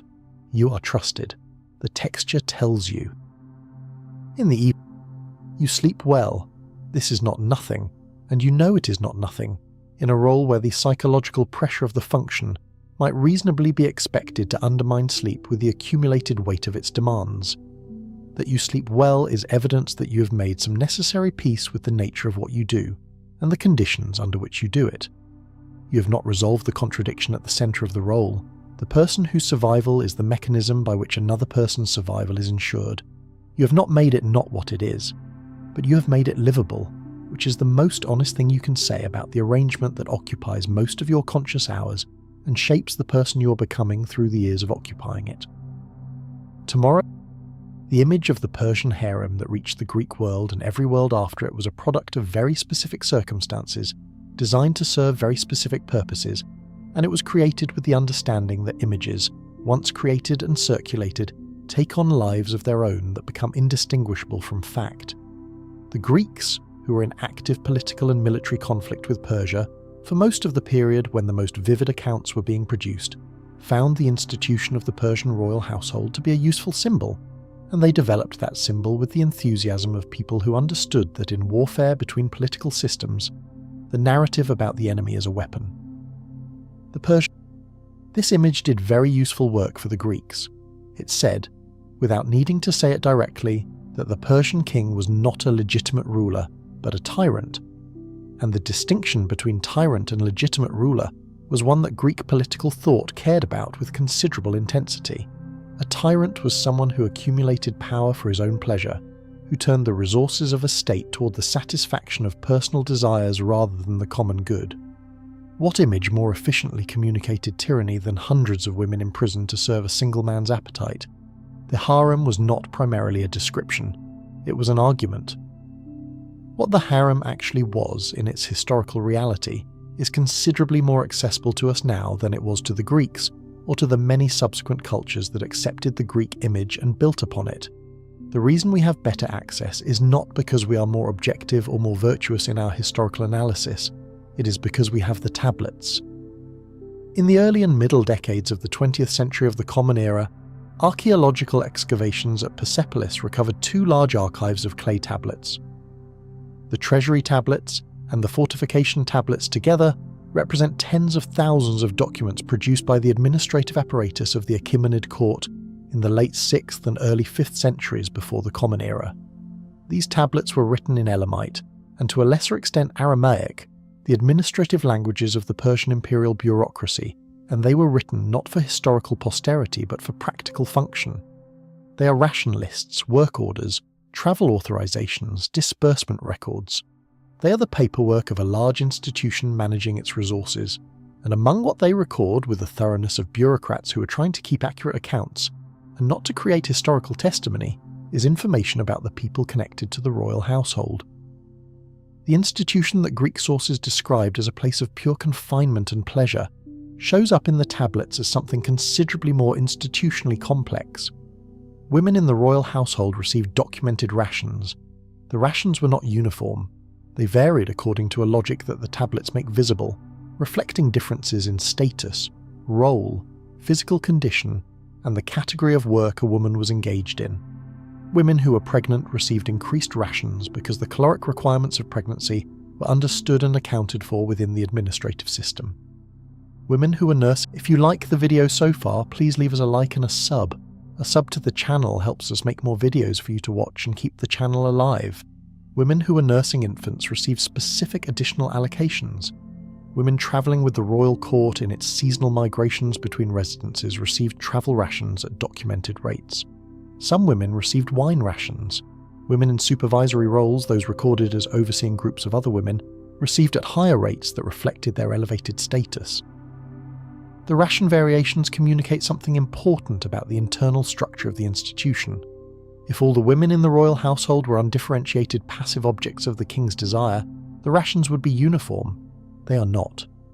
They follow a pattern that reflects position within a hierarchy, and a hierarchy means roles, and roles mean function, and function is not compatible with the image of passive decoration. The question of what specifically the different categories of women in the household were doing is not always answerable from the tablets alone. Some of them were clearly connected to the king in the intimate sense that the Greek sources emphasize. The presence of children in the household, children whose mothers are sometimes identifiable in the records, indicates that much directly. But the institutional reality encompassed considerably more. The royal household was a large residential complex that required skilled workers of many kinds. Weavers, who produced the textiles that were both functional and symbols of royal wealth. Women whose specific skills are recorded in terms that suggest specialized craft production. Administrative functionaries, women whose work involved organizing and overseeing the operations of the household itself. The boundary between the royal household as a domestic intimate space and the royal household as a working institution with diverse labour requirements was not sharp, and the tablets reflect this in the diversity of what they record. The queen occupied a categorically different position from the other women of the household, and this difference mattered in the most practical political sense. Persian queens are documented in the tablets and in other sources as figures with their own economic activities, their own administrative operations, their own estates and the management of those estates. The Queen's seal impression appears on administrative documents in ways that indicate direct economic authority, not delegated authority, but authority exercised in the Queen's own name. This is not the profile of a woman imprisoned in a luxurious cage. This is the profile of a large landowner managing her holdings through the same administrative apparatus that the rest of the empire used. The histories of specific Achaemenid queens that emerge from ancient sources confirm and deepen this picture. Atossa, daughter of Cyrus the Great, wife of Darius I, and mother of Xerxes, appears in multiple ancient sources as a figure of real political influence. Herodotus describes her as having persuaded Darius to undertake military campaigns. Her role in the succession that brought Xerxes to the throne over his elder brother is alluded to in ways that suggest active political maneuvering rather than passive proximity to power.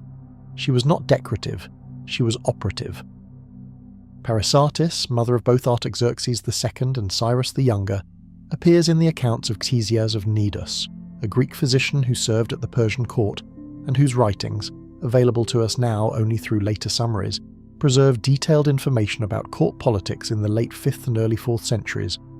Parysatis is described by Ctesias with the barely concealed unease of a Greek man watching a woman exercise power he does not know how to categorize, as a figure who intervened directly in the succession dispute between her two sons, who pursued political objectives through the court with a directness that alarmed the people around her, and who was a genuine political actor in the fullest sense. Ctesias does not admire her exactly. He finds her difficult to fit into his categories. That difficulty is itself evidence of something real. The eunuchs who served in the royal household present another layer of complexity that the popular image tends to flatten. Greek and later sources describe eunuchs in service positions as diminished figures, men rendered in the Greek understanding unmanned by the alteration that defined their role, performing functions of domestic service and physical custody suited to their altered status. This description contains a Greek cultural judgment about castration that tells us more about Greek attitudes than about the actual position of eunuchs in the Persian court.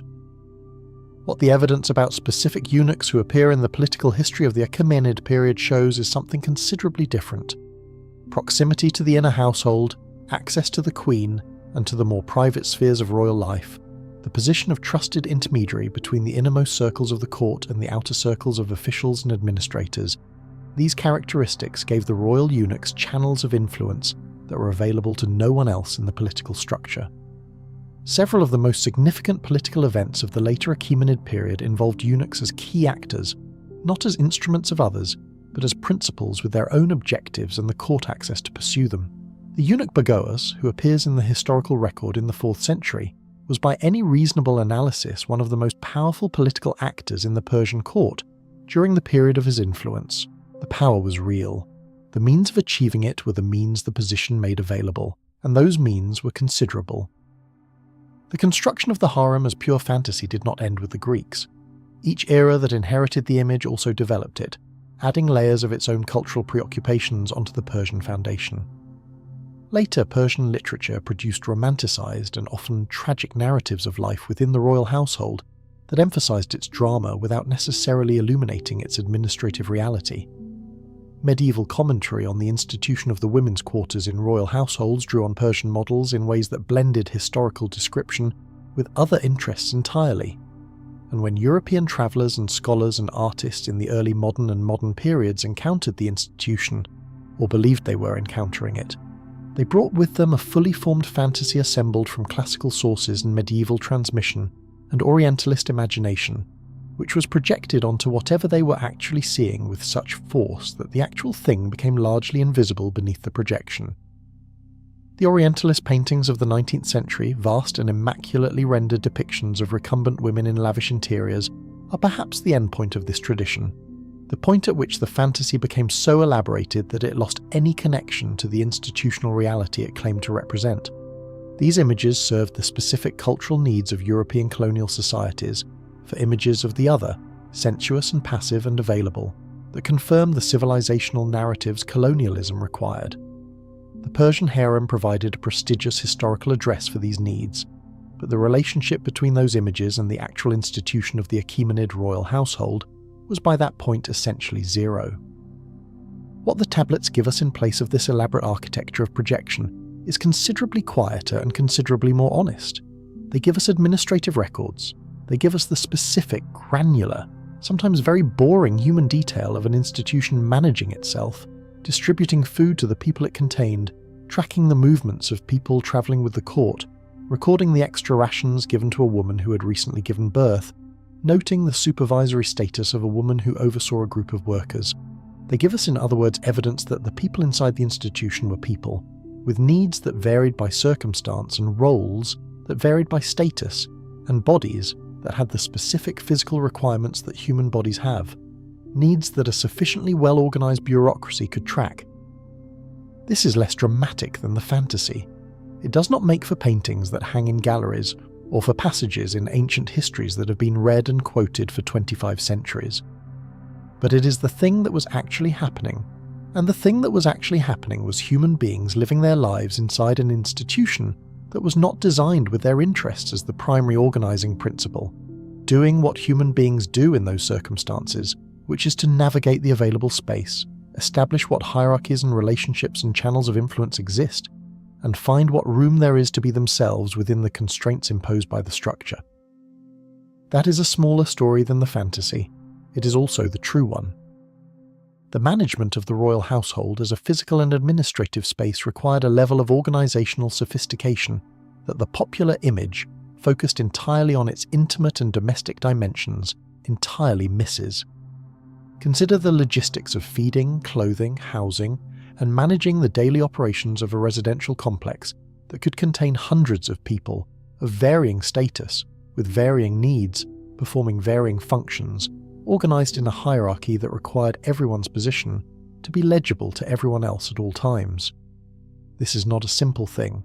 This is the kind of organisational challenge that, in any other context, we would recognise as requiring serious institutional infrastructure.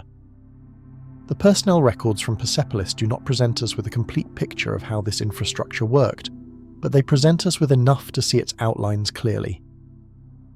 The distribution system was differentiated and precise.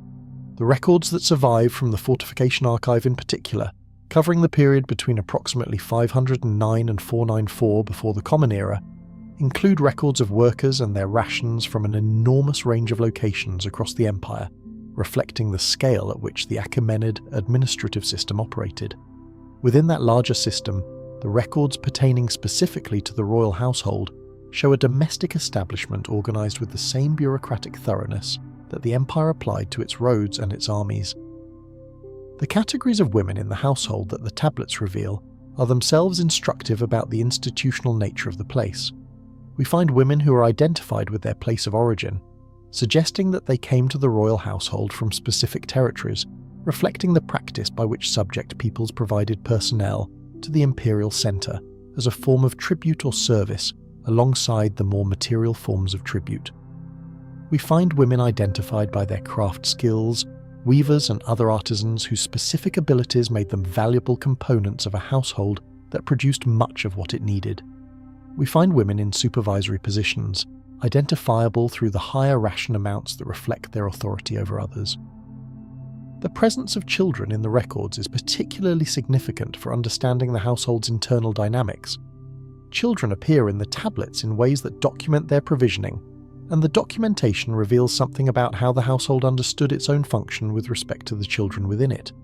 The children of women connected to the king were potential claimants to royal attention and ultimately to succession, and managing those claims and the relationships around them was a constant feature of court politics in the Achaemenid period. The mothers of potential heirs had interests in the outcome of succession questions that were direct and powerful, and the history of the later Achaemenid court is substantially a history of those interests being pursued with considerable energy. The succession to Xerxes himself was shaped by the influence of Atossa, and the competition for the throne between Artaxerxes II and Cyrus the Younger was shaped by the influence of Parysatis, who appears in the sources as having favoured her younger son Cyrus and having worked actively to advance his position. The fact that she failed to prevent Artaxerxes II's succession, but remained a figure of influence throughout his long reign, continuing to pursue her interests and, according to Ctesias, eventually gaining her revenge for Cyrus's death against the people she held responsible for it, is evidence of the kind of sustained, long-horizon political operation that the royal household made possible for women with the position and the intelligence to conduct it.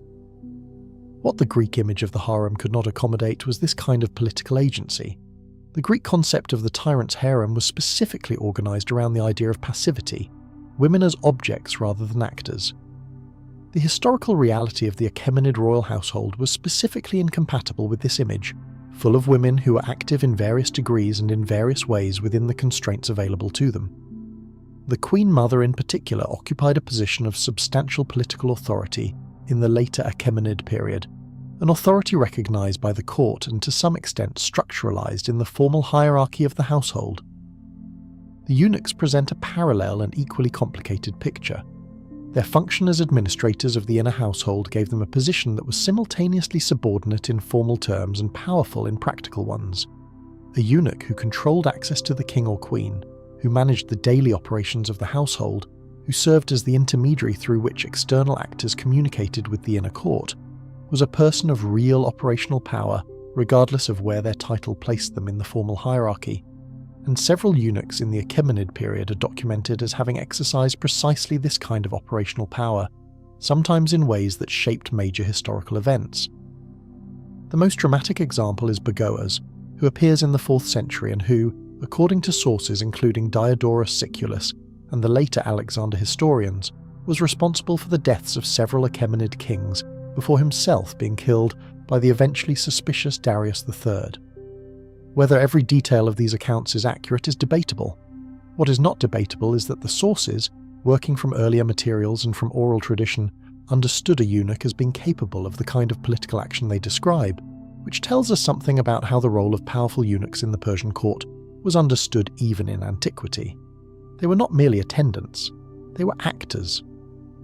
The question of what the women in the royal household thought and felt about their situation is one that the tablets cannot answer, and that no ancient source directly addresses, not because it was unknown to the people who produced those sources, but because it was not the question they were interested in.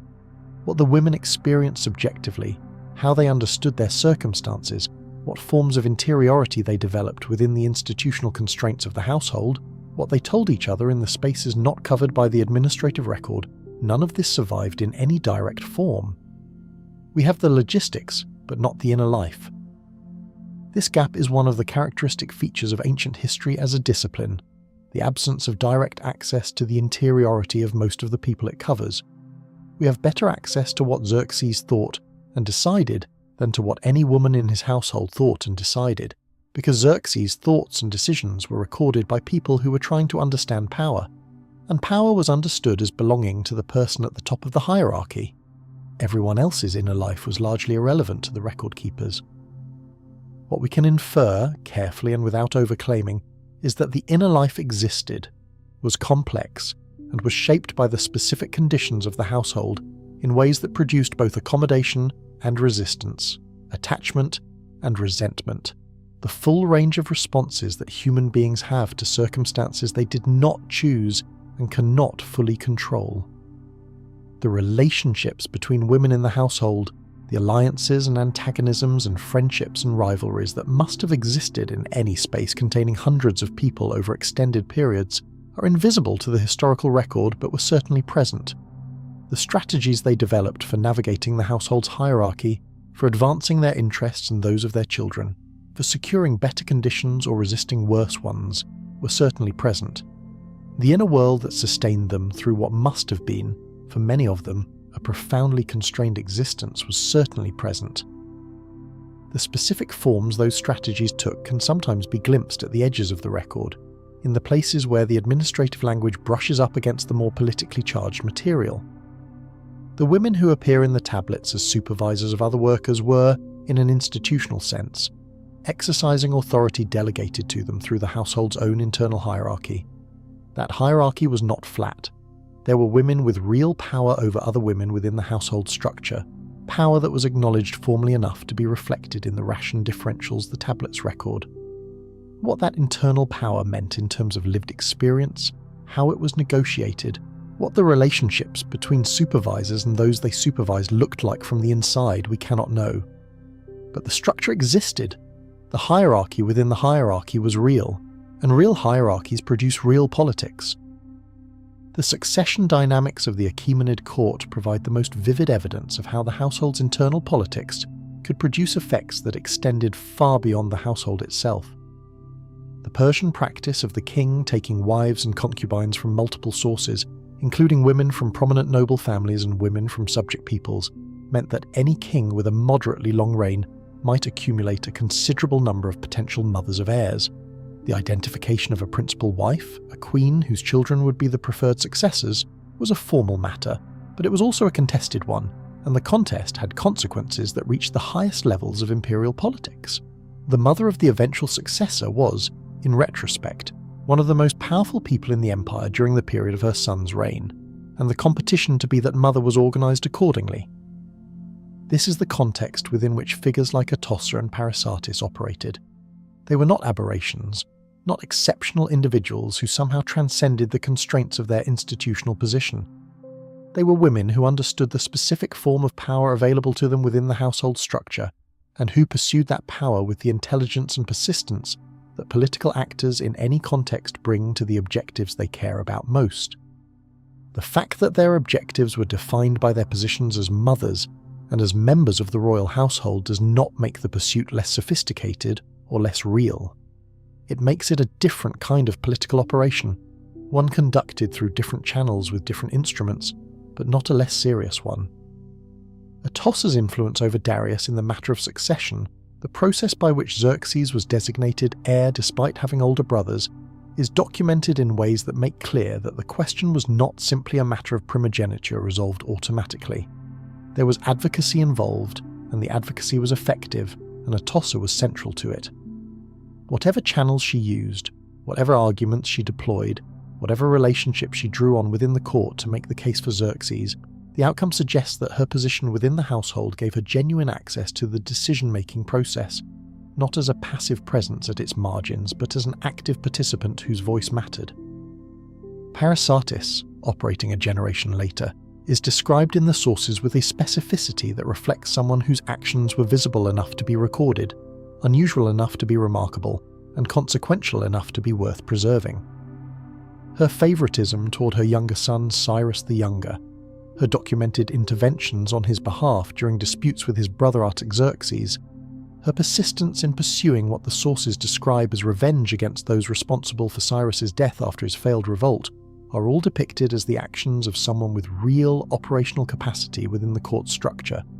Ctesias, who was there, found her formidable and difficult to categorize. His discomfort with her is itself a form of documentation. The tablets give us the rations. The rations tell us the people existed and were accounted for. The accounting is the boundary of what survived. Beyond that boundary is the actual experience, and beyond the boundary we cannot go with certainty. We can imagine, we can infer, we can recognize in the fragments of human texture that do come through the administrative record the signs of human beings exceeding their categorization, as human beings always do, insisting on their particularity in the face of systems that would prefer them to be generic, but we cannot know. That inability to know is itself a piece of historical honesty worth holding on to.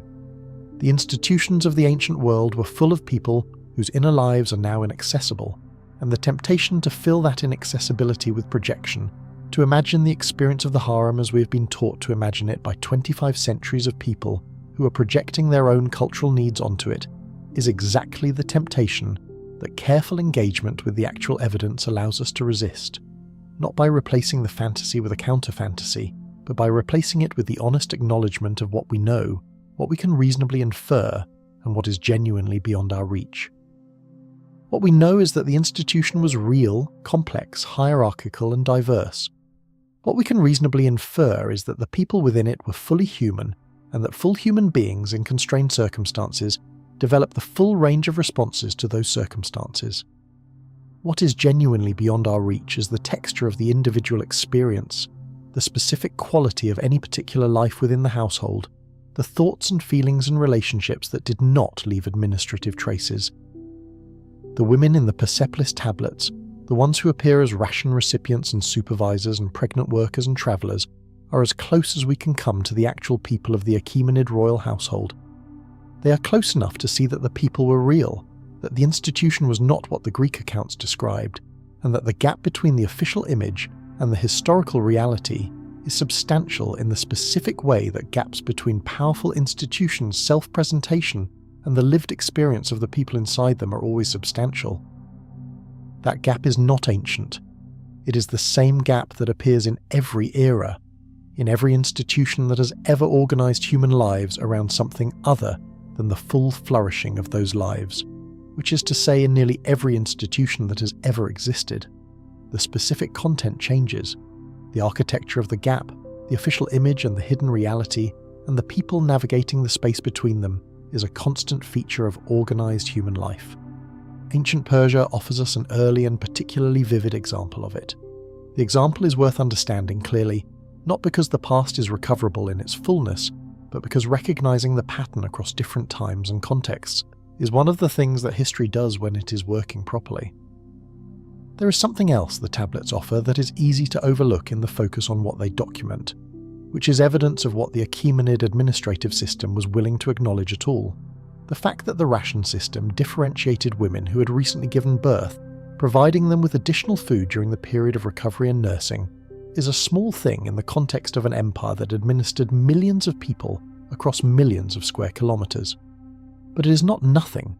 It is evidence that the administrative system recognized, at least at the level of practical logistics, that bodies had specific states, and that those states had material implications that the system needed to account for. Pregnancy and birth appear in the administrative record as categories requiring adjustment to the standard allocation. That recognition, embedded in the otherwise impersonal machinery of imperial logistics, is a trace of something that could almost be called consideration, filtered through the bureaucratic language of resource management, but present nevertheless. Whether the women who received those adjusted rations experienced this as consideration, or as the Empire's investment in its own reproductive capacity, is another question the tablets cannot answer. Both interpretations are defensible from the available evidence. The tablets do not tell us how the institution understood itself, they tell us what it did. What it did in this specific respect was track the physical circumstances of the women in its care with enough precision to adjust the allocation accordingly. The tracking is documented. The meaning the women gave to the tracking is not. The tablets survived. The palace burned.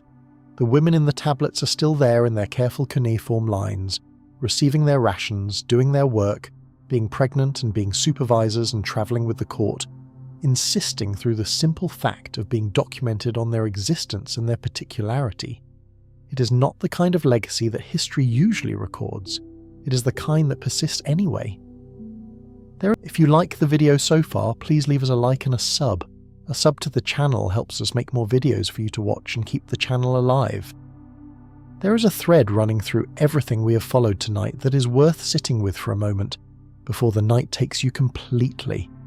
Every story we moved through, whether we were in the working courtyards of Persepolis, or at the naval councils of Xerxes, or standing beside the royal cup, or looking behind the walls of the royal household, was a story about the distance between what an institution presents to the world and what it actually is from the inside. And beneath that, a more persistent story. The story of people navigating systems they did not design and could not ultimately control, finding what room exists within those systems for something genuinely human, and filling that room as completely as the conditions allowed. The person in the lower courtyards of Persepolis was accounted for in tablets, and unrecorded in any other sense, a unit of labour in an administrative calculation, and also a person accumulating language and observation and interior knowledge that the calculation could not reach. Artemisia of Caria operated within the political system of the largest empire on Earth, used it, served it, disagreed with it openly when she disagreed with it, was right, was not listened to, and survived all of that with her position and her reputation intact, because she understood the system deeply enough to navigate it even when it was failing. The cupbearer held a role defined by proximity to power and maintained by a quality of consistent, reliable trustworthiness that had to be earned every single day, performing the quiet heroism of someone whose most important work is always invisible when it is done correctly. The women in the Persepolis tablets received their rations and exceeded their categories, and were human beings in excess of what the institution needed them to be, as human beings always are in excess of what the institutions around them can account for. What connects all of these is something the ancient world shared with every world since: the gap between the official version of things and the lived experience of things, the gap between the image on the wall and the reality in the courtyard, between the symbol and the person the symbol stands over. These gaps are not accidental. They are built into the structure of every institution that has ever existed, because institutions are built to present themselves in ways that serve their purposes, and the purposes of institutions are not always, or even usually, the purposes of the people inside them. Ancient Persia is very far from us in time and in almost every other measurable dimension. The empire that Cyrus built and Darius organized and Xerxes attempted to extend into Greece ended when Alexander of Macedon reached Persepolis in 327 before the Common Era, and the palace burned. Whether Alexander ordered the burning, whether it was accidental, whether it was the consequence of a famous evening celebration that got out of hand, as one ancient tradition has it, is still debated. What is not debated is that the burning happened, and that what burned was the physical expression of an idea about power and order, and the relationship between the human and the divine that had organized a significant portion of the world for 200 years. The tablets survived because they were clay, and clay does not burn. It bakes. The administrative records of the Achaemenid court, the ration lists and work orders and travel authorizations survived the destruction of the building that housed them and waited in the ground for 2,300 years until excavators with better tools and more specific questions came to find them. When they were found and read and slowly understood, they told a different story than the one that had been circulating for those 23 centuries. A quieter story, a more human story. The story of an institution as it was experienced from the inside in all its bureaucratic, hierarchical, sometimes arbitrary, sometimes surprisingly careful reality. History is like that.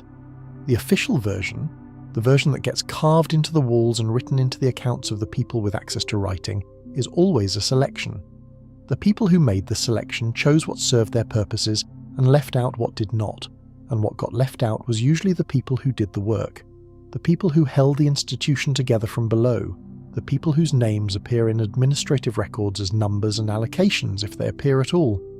The tablets give some of those people back to us, incompletely, in the only language available to them, which is the language of rations and work assignments, and the occasional notation that a woman was pregnant and required more food. It is not enough, but it is not nothing, and the fact that we can sit here tonight and think about these people, trace the outlines of their lives from the administrative traces they left behind, know something real and specific about the institution they inhabited even if we do not know their names, is itself a form of continuity that crosses 25 centuries without losing the essential quality that makes it matter, which is the quality of recognition. These were people.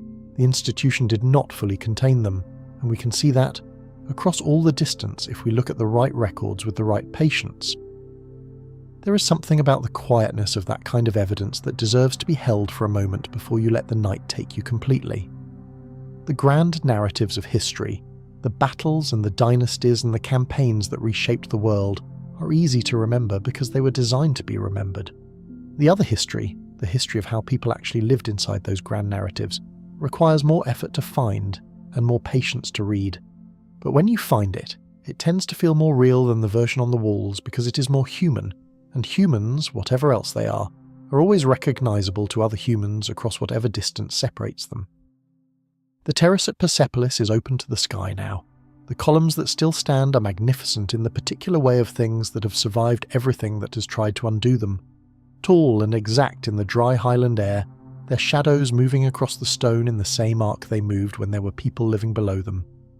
The tribute procession is still there in the relief, the orderly delegations still moving toward a king who is not there anymore, frozen in their permanent dignified gesture of the world flowing toward its centre. The tablets are in museums, being read by specialists who are still working out what they mean and what they contain, finding new things in them, finding people in them. Everything that happened in this world happened to people who were as present to their own lives as you are to yours right now, horizontal in the dark, the night doing what nights do, the thoughts slowing, the day receding into something more distant and more manageable.